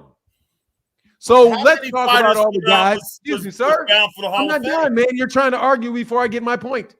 Okay. So you got one. All right. Now let's go through all of the Hall of Famers that Floyd is beaten. Well, what about the Hall of Famers in his? No, I'm not done. We know Floyd beat more. I'm not done. I'm not done. I'm not talking about the Hall of Famers that he didn't fight. I'm talking about the Hall of Famers that he did fight, which include Juan Manuel Marquez, probably Jose Luis Castillo, Manny Pacquiao, Canelo Alvarez, Miguel Cotto, Shane Mosley, Oscar De La Hoya. I got 7. Now you got Castillo in the Hall of Fame? Who? Castillo. I said probably. Take him away and we'll go to 6. He's not in the Hall of Fame. I don't know if he will or not. Castillo's not in the Hall of Fame. You got a chance. He's And got a I chance. go there. He's not in the Hall of Fame. Okay, so let's go to the ones that are actually gonna be there. Gotti, I'll replace with Gotti. that's at 140 though. With Gotti. Now look, bro, you know you a badass dude when I can replace your Hall of Famers. That's at 140 though. He got Hall of Famers at 140. Ricky Burns. Dog, you're talking about passing. Who got a Hall of Famer at 140? Ricky Burns undisputed and Ricky Burns was at 135, and Ricky Burns ain't nowhere near no Hall of Famer. Ricky Burns is at 135, not 140, and hell no, not a chance. Ricky Burns, hell no, not a chance. He has no. It's Errol. That's it. It's Errol, and that's it. The problem with your argument, Fanon, is that there are not as many Hall of Fame type fighters in their environment during Terence Crawford's time. Exactly. There's not as many of those guys around. If all of those guys was around for Terence Crawford, he would have beat those same guys. He would have beat De La Hoya. Brother. Woulda, coulda, shoulda. It's just I'm telling you, did. Though, Fanon. I'm telling you, did. You don't get credits for what you could have done. You guys keep talking about what could have happened. I'm talking about what did happen. The man did do it. The environment is totally different. I don't think any of those guys could beat. How many Hall of Famers is this man beat? Right, me either. One. I don't think those dudes would have beat Bud. I don't care. None of the guys who is Terence Crawford beat that was going to beat Errol. I mean, who did Terence Crawford beat that's going to beat Floyd? Nobody. Right, none of them. But Crawford himself. Crawford himself. Hey, look, bro. Let me tell you what we do. Let me tell you what we do around here, bro. We're not dealing with Fantasyland shit. I know that Floyd Mayweather Jr.'s career is what it is. I know he beat these guys that are in the Hall of Fame. No, he beat top level fighters. Oscar De La Hoya is a top level fighter. Miguel Cotto, top level fighter. Canelo Alvarez, top level fighter. Juan Manuel Marquez, top level fighter. But those guys, all those guys are in the Hall. Manuel Marquez is in the Hall of Fame. So you think Marquez could beat Terence Crawford? I didn't say that. I'm not saying Juan Manuel Marquez is the better fighter than Terence Crawford. So that's what we. But don't play tricky stuff because you're trying to tell me. Do I think that Juan Manuel Marquez would beat Terence Crawford? No, but that doesn't mean Terence Crawford beat him. He didn't fight him. Right. You can't give him credit. I'm not giving Terence Crawford because I think he would have beat these guys, because then we're just in the conversation about who do we think will beat people. I think Floyd Mayweather Jr. beats everybody Canelo Alvarez fought. I mean, I think Floyd beats everybody. And I'm going to tell you something, though. I know that Canelo Alvarez beat somebody that I don't think Terence Crawford can beat. I know somebody Canelo Alvarez beat that Terence Crawford can't beat. Would you like me to tell you the name? Yeah, you already know. And a weight guy, but go ahead. And a weight class too. That's what I was going to say. It doesn't matter. He beat him. Well, who's that you're naming for now? Sergey Kovalev. Oh my God. Sergey Kovalev will kill Terence Crawford. They're totally different weight classes. Well, don't tell me nothing. You're talking about who do they fight? I'm telling you this because you think somebody can beat somebody. Floyd Mayweather would beat Kovalev? Hell no. Okay, so that makes that point kind of void. No, it is not void. It is not void. It's void in your point. The fact that you think somebody he beat, he would also beat him. That's but I'm saying every top opponent. Listen to me, Jay. Listen to me. I am telling you the fact that you think that Terence Crawford would beat Juan Manuel Marquez is completely irrelevant. And I pointed out that fact by demonstrating that Canelo beat somebody could beat somebody would beat Terence. But he beat somebody who would also beat Mayweather. Compare. I mean, Golovkin. I think Golovkin would beat Terence and Mayweather too. Hell yeah. Hell yeah. That's what I'm saying. You can't go over that. I don't think you're doing a triangle theory. You're doing a triangle theory in the past. You're not only just doing a triangle theory, you're doing a triangle theory with a time machine. That's a triangle theory with a time machine to boot. No, every credit that we put in you get credit for the people that you beat, the people you fought, and the people that you beat. I'm saying I am not going to put a guy over another guy because they beat the same guy. When one guy beat him earlier, and when he was younger, more fresh, and he's beaten a lot better competition. Because the fact of the matter is, the best win on Terence Crawford's resume would be the same guy Terence Crawford already beat. Just like you can't say that Manny Pacquiao, like somebody is better than Floyd Mayweather Jr. because they beat Manny Pacquiao when he already beat Manny Pacquiao. And you can't say they're better because they beat Oscar De La Hoya because he beat him too. Right, You can't take Canelo. You can't take Canelo as an example of Terence Crawford being better than Floyd if Floyd already beat him. Right, it's not just about. But I'm saying, like, as far as we gotta wait till his career done. But as far as overall achievements, by Crawford beating Canelo and getting all those belts 3 times undisputed, that means a lot in comparison to a career achievement. So it's definitely gonna mean something. It means a lot. It ain't Floyd. It ain't Floyd. We're not saying that Floyd's not a great fighter. It's I believe that if they got in the ring as welterweights, Terence Crawford wins. Now 135, that's a different story. Right, that's what I say too. Yep. Yeah, 135, I'd favor Floyd Mayweather. I like them better as a lightweight. Can we stick to reality? Because they're not going to get in the ring and fight. It's not going to happen. So I can't judge it. I can't judge it based on that, bro. Otherwise, right now I got Jaron Ennis better than Floyd Mayweather. Then. I want to look. This is what Crawford told Boots, and what Bernie the Boxer told Boots. If he wants to fight, and he want Crawford to skip the legacy and the money, these bigger fights that he can get, all he got to do is say what he got to say. And since everybody say that's not his, he wasn't raised like that, he this and that, he don't got to curse or nothing. All he got to say is, I'll knock Bud out.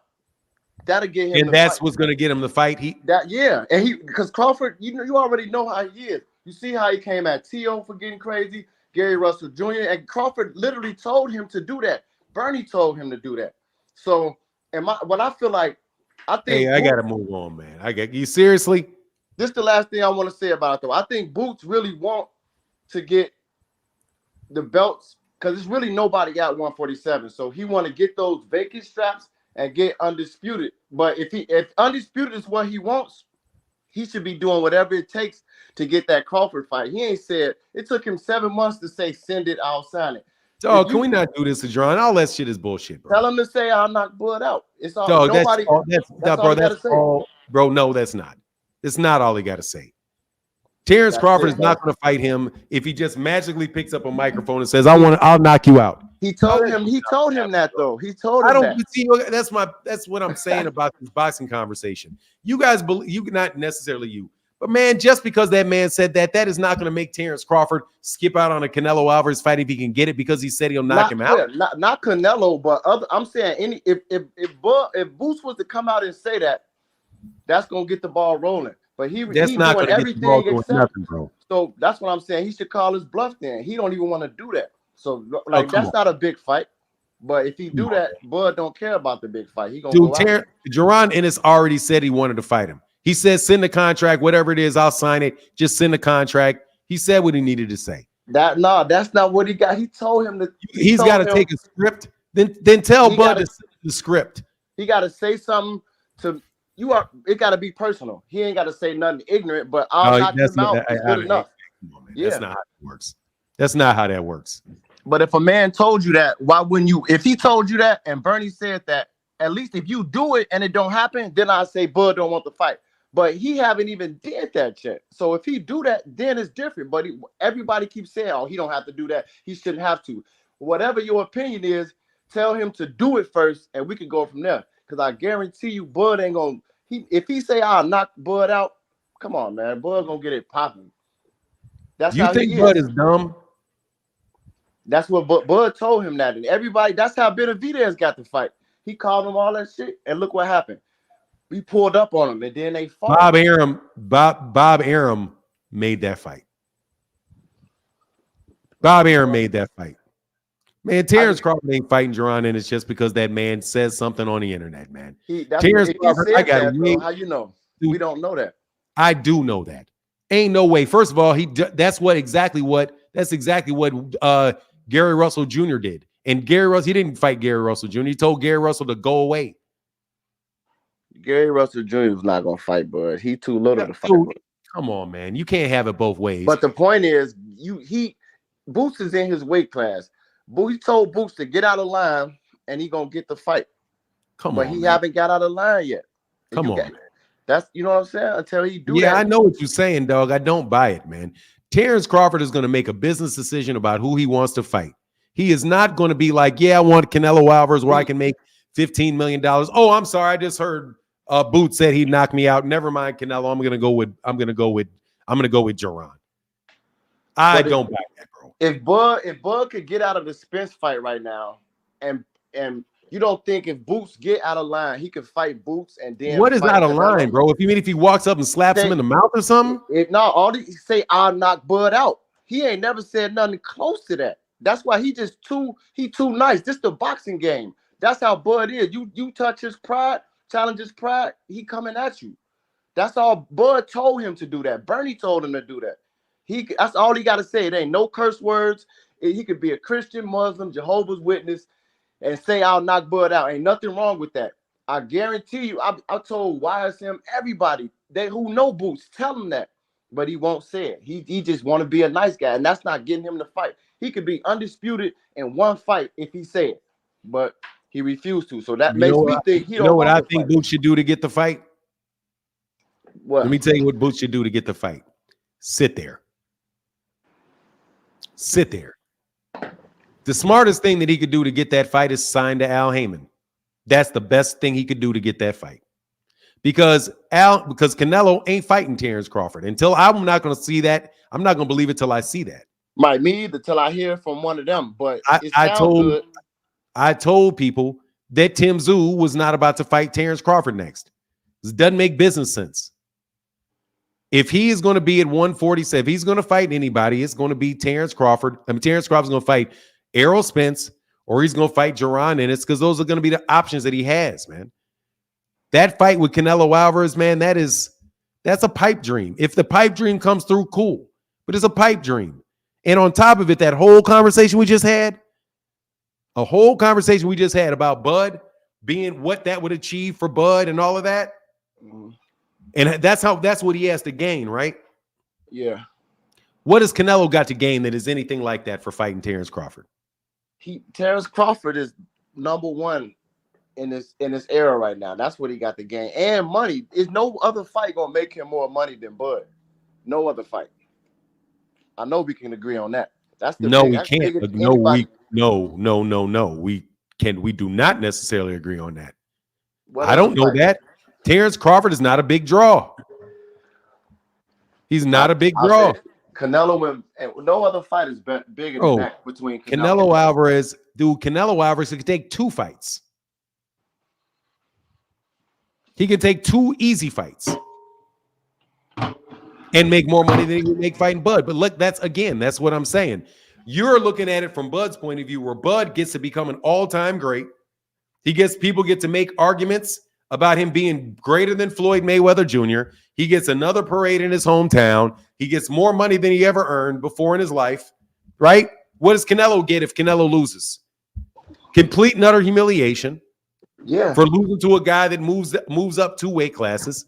He doesn't get that much more money. And if he wins it, what does he get? He gets people saying he bullied. He gets what you get when you bully somebody at 147. Nah, nobody. See, that's what everybody will say that, bro. Reality, Mikey Garcia was a top 5 pound for pound fighter at 135 pounds. Full credit for that. And no, they did not give Errol Spence Jr. full credit for that. Yes, they did. No, they did not give Errol Spence Jr. full credit. They said, God, dog, he fought a lightweight and he didn't even knock him out. That's what they said about. That's what Crawford fans. That's what we different fight fans are going to feel different about the accomplishments. Right. Yeah, exactly. You're not going to get nothing out of. Well, you tell me somebody that has gotten that for somebody moving up, beat somebody moving up from 1 to a third weight class in that fight, and they got a lot of credit for winning it. It's never been done before. That's It why. has That's been what makes done. it so. It absolutely has been done. Three weight classes, jump 3 straight weight classes, and beat the undisputed champion. That's never been done before. Yes, it And has been done. who That did that? weight span, yes, It's it been has done been 5 done. times before. Yeah, but I'm not talking about whether or not, I'm not talking about the guy that moved up and got credit. I'm talking about the guy that moved up and lost. And what did the guy get that beat him? I'm talking about what did somebody get when a guy moved up to him? It's no. Canelo got credit for everybody he beat. I Bro, can factually Canelo, say nobody, Canelo Alvarez has not gotten credit. Man, he barely got credit for Amir Khan. People are like, man, Amir Khan. First of all, Amir Khan had already been knocked out by other people, and Amir Khan is a lightweight. People said dog him for that Amir Khan fight. When I look in the comments, he get credit for anybody he fight. Bro, I think you may have selective looking, bro. Billy Joe Hey, Blood, were you roasting Canelo for Amir Khan? See, I know I was. That that's the same. No, those are I the same didn't say nothing about that. I didn't give him no heat on that. It's certain people that go I don't against make it. very many videos, so I didn't talk about that. That's fight. fair enough. Look, man, Floyd Mayweather Jr. ain't nobody getting credit. Gervonta Davis not getting any credit for beating Monster Inoue. And I mean even Monster Inoue, who's way up there in the top 10 pound for pound. If Monster Inoue moved up from 122 to 126, from 130 to 135, which is the same amount of movement, the only person getting credit if they win that fight is Monster Inoue, not Gervonta. But all the people that give him credit for every fight are the same people who discredit Floyd. The many people who discredit Floyd for Canelo say, "Oh, he was green, he was just a baby, this and that." Remember all those people that say that, and it's millions of those people. Those are the people that give him credit for any fight. So that's all I'm saying. It's a lot of them. They deep. Man, look, man, I'm telling you right now, I'm not giving Gervonta Davis any credit for beating Monster Inoue at 135 pounds. Moving up from 122 past 126, past 130 into 135. I'm looking at Gervonta Davis like, if you don't kill this dude, but if your legacy is that's dude, you. Please stop talking over me. Please stop talking over me. All right. All I'm gonna do is say, Gervonta, if you don't kill this dude, you're gonna look terrible. You need to kill this dude because this guy is 1/3 because he's not supposed to be in your weight class. He's not in your weight class. He's a much smaller guy. If Canelo Alvarez fights Terence Crawford and loses to beats Terence Crawford, I'm not giving him a ton of credit for beating Terence Crawford because God dog, man, you're supposed to be fighting David Benavidez. But it's a lot of people that will give him credit. That's what I'm saying. Hey man, I'll let you go, brother. I'm gonna wrap this conversation up. Thank you, Jay. I appreciate you, sir. Yes, sir, man. It's good talking to you, bro. All right, brother. All right, Retro. Peace out. For sure. Let me read these super chats. I'm sorry, man. I was like really, really late on these, man. That was a good conversation, though. Matty Yole in the building. Thank you, brother. Appreciate you.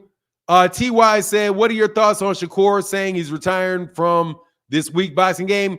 I don't believe that he's going to retire. That's my take on it. Big Dog Willie in the building said, Bud fans, you guys are reaching. Floyd is way better. I'm not saying he's way better. I just think that he's like, man, I'm not taking anything away from Floyd Mayweather Jr.'s career. I'm not doing it because I didn't let Floyd do it to I'm not letting Floyd do it to Ali. I'm not letting Terence Crawford do it to Floyd. Dude, Floyd had, and by the way, blood boxing is a Floyd Mayweather hater of the deepest, of the greatest order. Nah, I mean, he gives people his credit. Everybody's credit, though. Bud fans, you are reaching. Floyd is way better. I'm sorry. Floyd beat all-time greats name. Bud's all-time great. Bud can fight, though, man. Now, that's the one thing that I do believe. Kyle Porter, no. What do you mean I give Tank credit for Leo? What do you mean I give? What do you mean? What credit do I give him? What credit do I give him for moving up one weight class? Not, he didn't even move up. Talking about Leo Santa Cruz didn't even move up. Lorenzo Longino in the building said, "Stop! Don't do Floyd." Oh, they're gonna kill Floyd. Sky Miller in the building said they just admitted Bud had it easier. I mean, look, man, Bud is a great fighter, bro. You give Tank credit for Leo Santa Cruz. Of course, I give him credit for Leo Santa Cruz. But Leo Santa Cruz didn't move up. Leo Santa Cruz, he fought Leo Santa Cruz in his weight class. Didn't he? What's going on, Calvin? What's going on, man? Omega Red. Thank you, brother. I can't believe that I just sat there and I was the only one defending. I was the only one defending Floyd. Floyd Mayweather fans call me a hater all the time. Bud is an excellent fighter, but also Bud is not an underachiever. Bud's a great fighter, Hall of Fame fighter, no doubt about it. Best fighter in the world right now, without a doubt. I would say the same thing. I said the same thing about Andre Ward, though. Why are y'all timing out freaking Flyer? I'm supposed to time out freaking Flyer. Only me. I'm the only person out here supposed to be timing that man out. I need y'all not to do that to my guy freaking Flyer. Shakur Stevenson said all that to make people think he is a Shakur Stevenson, will be in the gym every chance he gets to work on his craft. Yeah, that was a lot of fun, man. Yeah, that's my dude to time out, dog. What do you mean I got you out here? First of all, pause. I don't got you out here nowhere. I ain't got you out there like that. You, what? Give me 1 second. I know I gave you your wrench back, freaking Flyer.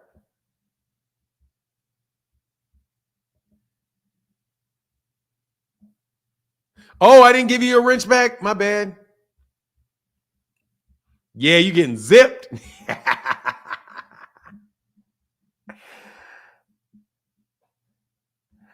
Oh, Fanon, I'm watching. I would have defended Floyd. Oh, my bad. Thank you, bro.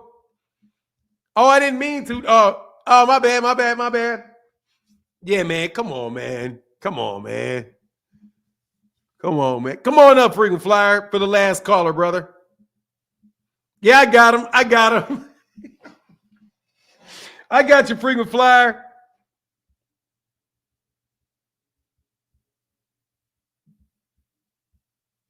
Man, yeah. Blood out here trying to defend people. I'll be nice. Okay, I'll be nice. I'll speak really politely now. No more smoke for me. Y'all wanted the smoke. The whole conversation was good and a nice exchange. Yeah. I like talking boxing to dude. That was a good caller, brother. I like that, man. I appreciate that. Oh, okay. Okay. All right, freaking Flyer. Man, please. I don't want to hear that, dog. I don't want to hear that stuff. Rollo's just Rollo, bro. Rollo's just Rollo, dog. Rollo be out here bugging out. Super bugging out, bro. So I can't really.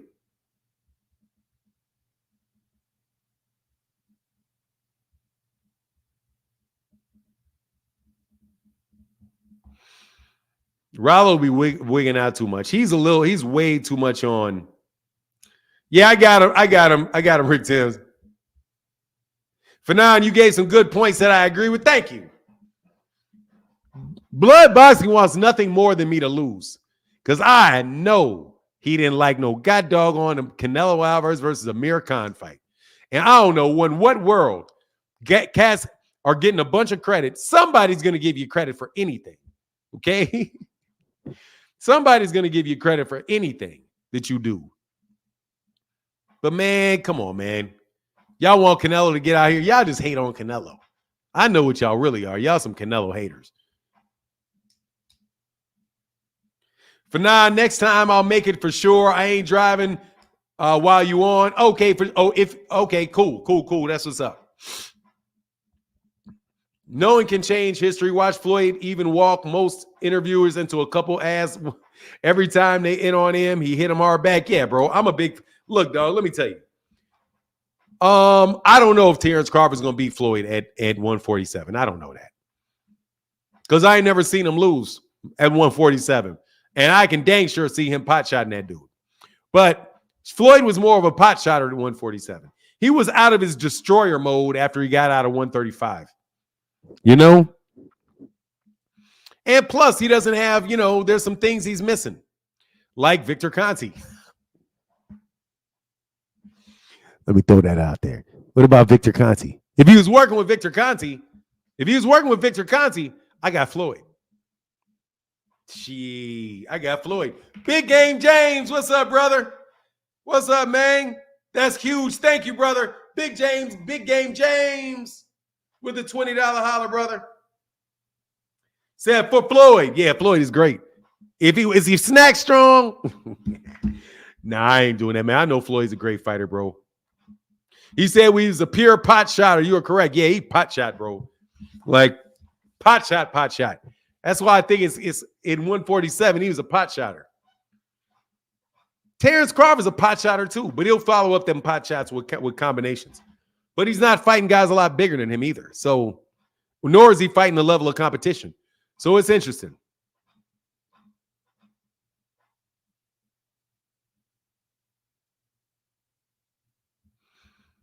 What about the duo or Mimo either? Mimo Heredia? Get Mimo in there, dog. Get Mimo in there. He said Floyd was the master of the half beat counters. Yeah, woo-wee. Yeah, and he had brittle hands at the time. But I know, look, between me and you, just between us, Floyd, I'm gonna do what they try to do to me. Like Blood tried to do to me, and just say you be intimidating dudes, so dudes don't want to get up there and talk to you. Good.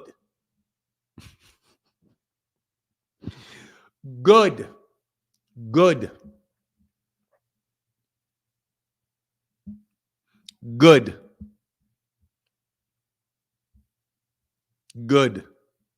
To that I say, yes.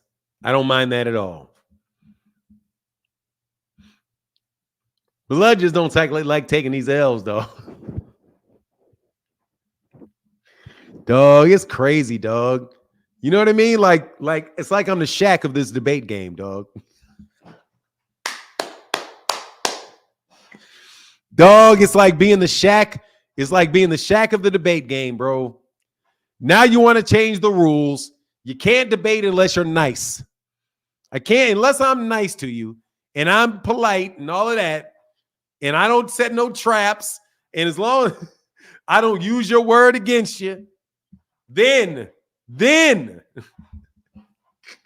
most dominant. Even then they changed the rules. You see how they did Shaq? So deep. Notice how they did Shaq. They would not allow Shaq to be called the best player in the league. They only wanted to call him the most dominant. Dude, if you're the most dominant, you're the best. The whole purpose is to dominate. He's not the best in the world. He's just the most dominant. What do you mean? Dude, that pisses Shaq off to this day, bro. No joke. I know that pisses him off to this day. And then you ever heard Shaq talk about LeBron, the stuff they say about LeBron? Then he's like, he's the first person to ever be that we've ever seen with those physical characteristics. And Shaq is like, what? Shaq is like, what? The first person you've seen with what? Like that little dude? That little weak dude? Him? Not me? Shaq did not like that, bro. Y'all do Shaq so dirty, bro. You do Shaq so dirty. You mentioned Kobe is a GOAT, but not Shaq. You mentioned Kobe is a GOAT, but not Shaq. Sickening. Still to this day. That's one of the reasons I stopped watching basketball. Because I'm like, look, bro. Kobe was not better than Shaq. No, he was not better than Shaq. He was a stat. He was Shaq's sidekick, man. He was that man's sidekick. Man, come on, man. You forget that there was Shaq played for Orlando? You forgot that? Come on, man. Hell no. Hell no. If he was better, why exactly did that man get 3 finals MVPs? Why is that? Help me with that. No, bro. No, dude. They called him most dominant. He could say I'm the most dominant. That term, he was the best player in the league for a minute. Okay? That man, Nah, he ain't really retiring, man. I wouldn't believe it. Lorenzo Longino, so Fanon, I don't think he ducked Thurman either. He wouldn't fight. He wouldn't fight EJ. Floyd said he would give him the fight. Man, please. Kobe had a better career. How can you have a better career? He had one more championship. He had one more championship and never won outside of the never won outside. I'm not going to use that weak ass argument because that's a weak ass argument. I'm trying to tell you, bro, you guys disrespect the big man. The whole game is made for John Stockton. That whole game changed so that they could compliment John Stockton.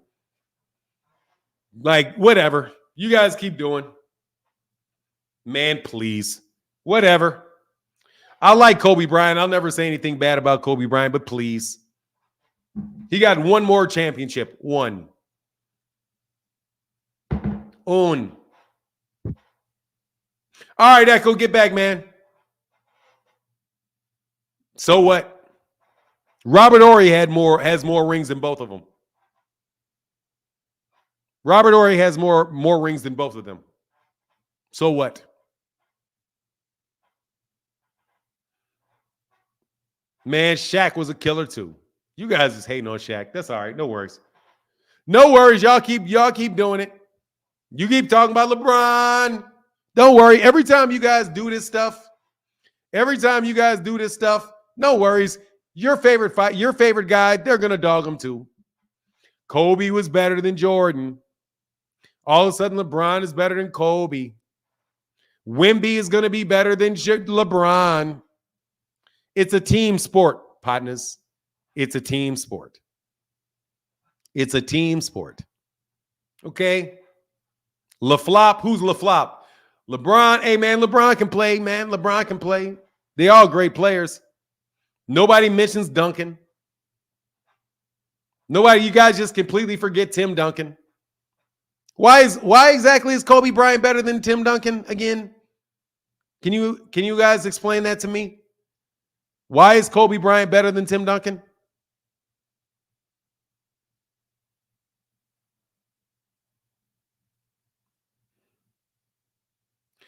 "23 said Michael Jordan played against plant workers and milkmen. You mean like Kobe Bryant? You mean like Kobe Bryant? He played against Kobe. You mean like Kobe Bryant?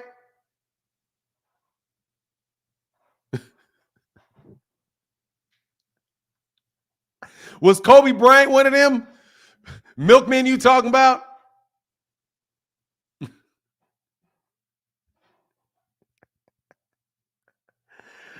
Dog, come on, man. Kobe Bryant's a great basketball. They're all great basketball players. You're great in the time that you play, bro. I want to know why everybody else gets to be all intimidating and all of that, and I can't be. I got to be nice now.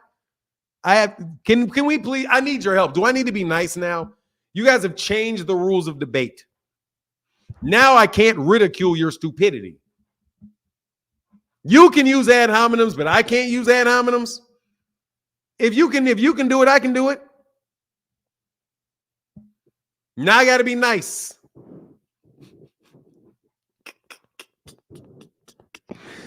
Oh my God, man. Y'all are hilarious, bro. Your rants you go on. My rants? Now I'm ranting? Is that it? You're babbling foolishness. You're babbling with no point whatsoever. You're not making a point at all. Your channel, you have the power to set the tone. No, I do not. People are going to take the tone that they take. That's not how it works. Look, man, if you're going to just take the L, okay? Just take the L. Just take the L. Take the L. Okay? Take the L.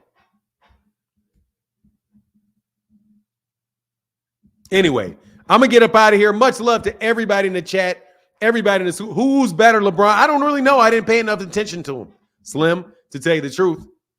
I couldn't tell you who's better between LeBron and Kobe. I didn't pay enough attention. Exactly. They're trying to handicap me. They cry. Oh, you should hear them cry. Oh my God, you got a mute button. Oh my God, you'll put somebody in the back. Oh my God, you twist my words. Oh my God. They literally cry about everything. Every way they get whooped, they cry about it. I don't put somebody in a tweet. Oh, you're twisting my words. Oh, you're just twisting my words. Oh, I'm not really trying to argue at all. You're the one that's arguing. I don't really want to argue. I just want to. You don't want to argue. You were arguing though, but now you don't want to argue. But now you want to argue. You want to. He won't let me turn the argument on and off. And they forget about exactly. What about Akeem Olajuwon? He's only got 2 rings, so Olajuwon's nowhere near as good as Robert Horry because he's only got 2. He's only got 2. Man, Akeem Olajuwon is probably the best athlete that I've seen in the NFL, in the NBA. Dude, Akeem Olajuwon is probably the best athlete. Like, and even like he's the freakiest athlete. Akeem Olajuwon. His athleticism is just skill-wise is one thing, but his athleticism was crazy. Like in order to remember, like to really like take him, like remember like him was when he played with Ralph Sampson. When he played with Ralph Sampson, my God, that man could jump, bro. Yeah, Patrick Ewing's a very underestimated player as well. Man, he's crazy underestimated, Akeem Olajuwon. Yeah, Dr. J was. Penny Hardaway is very underestimated. Penny Hardaway's nasty, man. The most underrated guard, though, is Isaiah Thomas. Isaiah Thomas is to me, that's the most underrated one. Of all of those guys is Isaiah Thomas. Isaiah Thomas is way better than you think he is. Like, Isaiah Thomas is way better because he didn't play for stats. If Isaiah Thomas wanted to score 30 points a game, he could have scored 30 points a game, bro. Dude, it's not just his handles, it's his scoring and his shooting and everything about him. He may not have been a 3-point shooter, but dude, he wasn't playing in a generation where they wanted to do it. Jason Kidd could play too. But Jason Kidd ain't no Isaiah Thomas. Nope. Steph Curry is a great player. Great player. Yeah, man. Isaiah Thomas is just great, period, man. God dog. Like, really, really underestimated, man. Really underestimated, man. Really underestimated. Manu Ginobili is overrated.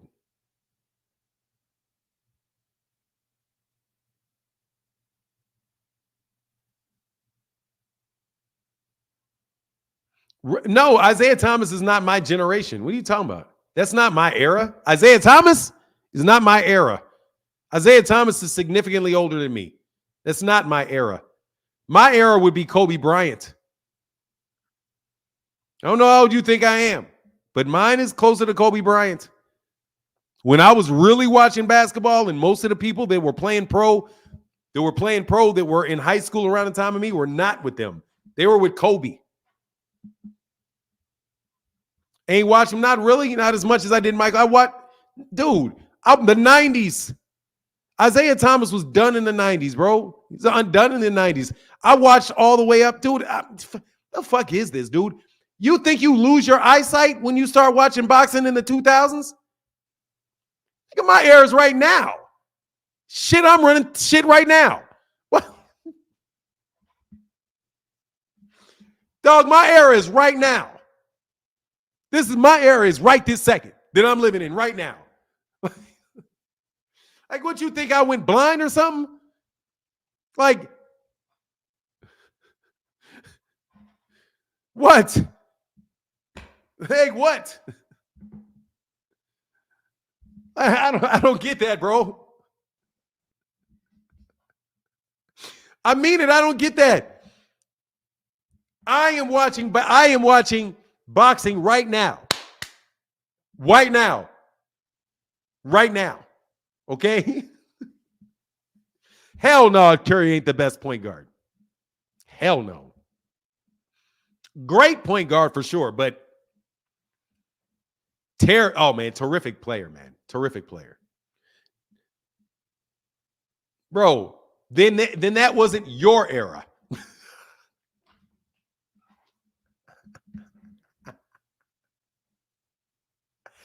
That ain't your era. I was old enough to see Isaiah Thomas, the very beginning of Isaiah Thomas's career. Right when pretty much the middle. Magic Johnson, yeah, Magic Johnson's great. Magic Johnson, great point guard. Yeah, he is. He's better than Isaiah, but god dog, not by much. Anyway, I got to get out of here. Like, dog, I can see. I'm not blind, bro. Like, I can watch basketball games just like you can watch basketball games. That's it. You know, if we were talking about David Thompson, then I really couldn't talk about David Thompson. Like David Thompson, Oscar Robinson, even I really started paying attention right around the time of Artis Gilmore and Reggie Theus in Chicago. Enjoy your day, Slim. But look, I'm out of here. Much love to everybody. Deuces. Now, Bill Russell's my dad, and I'm telling you, my dad to this day will tell you about Bill Russell. Man, get out of here. You think these dudes are better than Bill Russell. My dad don't believe that for nothing. And my dad watched basketball still watch. And it's like, man, these dudes are not better athletes than Bill Russell. I think people really, that's probably the most underrated player in the history of boxing. Yeah, I remember Bob Love. I don't remember seeing him, but I know the name Bob Love. Jordan had an all-star team. How you figure that? Jordan didn't have no all-star team. Jordan had a bunch of bums around him and Scottie Pippen. You kidding me? And then I'm sorry. He had a bunch of bums around him, Scottie Pippen, then Scottie Pippen and Dennis Rodman.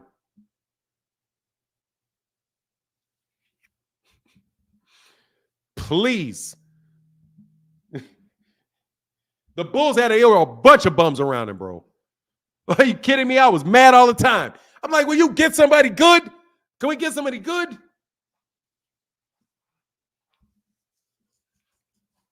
Man, like I said, a bunch of bums around him. Hey, ain't gonna lie though, Tony Kukoc was clutch though. Tony Kukoc that's what he had, a bunch of role players. Man, you guys just need to get out of here with Mike, dog. You're like, of the one person y'all need to stop talking about. No, Michael Jordan was the great player on that team. Scottie Pippen was very good. Dog, look, that's what you need. What's what you schmeed. I'm telling you right now, them dudes ain't no Mike. You can set a clock to Mike.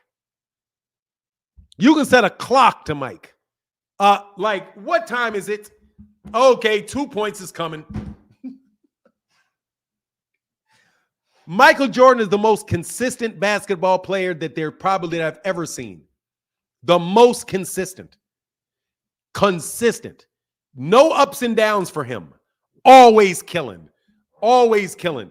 You can set a stopwatch. Hey, where you at? Oh, where you at DJ? Where you at So Deep? Where you at So Deep? Ask So Deep about the misery called Michael Jordan's consistency. Bro, Michael Jordan turned it up and he didn't turn it off. No way. Michael Jordan, man, LeBron has never played at the top level in that Jordan played. He ain't never seen that level. I have never seen him play at that level. Never. I've never seen him play at that level. Ever. When his ass went nuts, when Mike just said, fuck it, I'm going nuts. No, I've never seen that out of LeBron. Never. I've never seen that.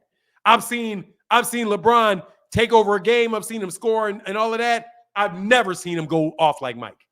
Mike goes off, bro. Mike goes off. Like, and I'm talking about just, dude, no, not just defensively too. Block shots, steals, all of that. He will lock your ass down like glue. Nah, bro. Mike goes nuts. Dude, it's just guys that are nuts, man. It's just Mike. Just Mike. It's just Mike. You're just not Mike. He will consistently do his thing. Dog, how many games? No, seriously, man. I've already compared the stats. No. Mike scores 30, it's a bad game. If Mike scores 30, it's an off night. If Mike scored so much that scoring 50 points got boring. Mike could put 50 on anybody at any time. It doesn't matter. Mike might have 15 points in the first half, and he still get 50 on you. Play with me. See, the thing is that Mike could score like Isaiah. Mike could score like Isaiah could score. But Mike said, screw it, I'm going to score. Isaiah could do the same, could do a lot of that same thing. Score whenever he wanted, go nuts whenever he wants to. Act a buffoon if he wants to act a buffoon. You're not stopping him. You're not staying in front of him. He's going to do what he got to do. I'm just telling you, man. I've seen LeBron play. Kobe could do that a little bit. Kobe had that, but Kobe got more of a three-point shot. So he can rack him up from that three. Kobe was nasty too. But he's like let me tell you, he's like a really good imitation he's a great imitation of Michael Jordan. Like a great one. Like, oh man, that replica, we can work with that replica. You can work with that replica. You could work, but he's just not as athletic as Mike.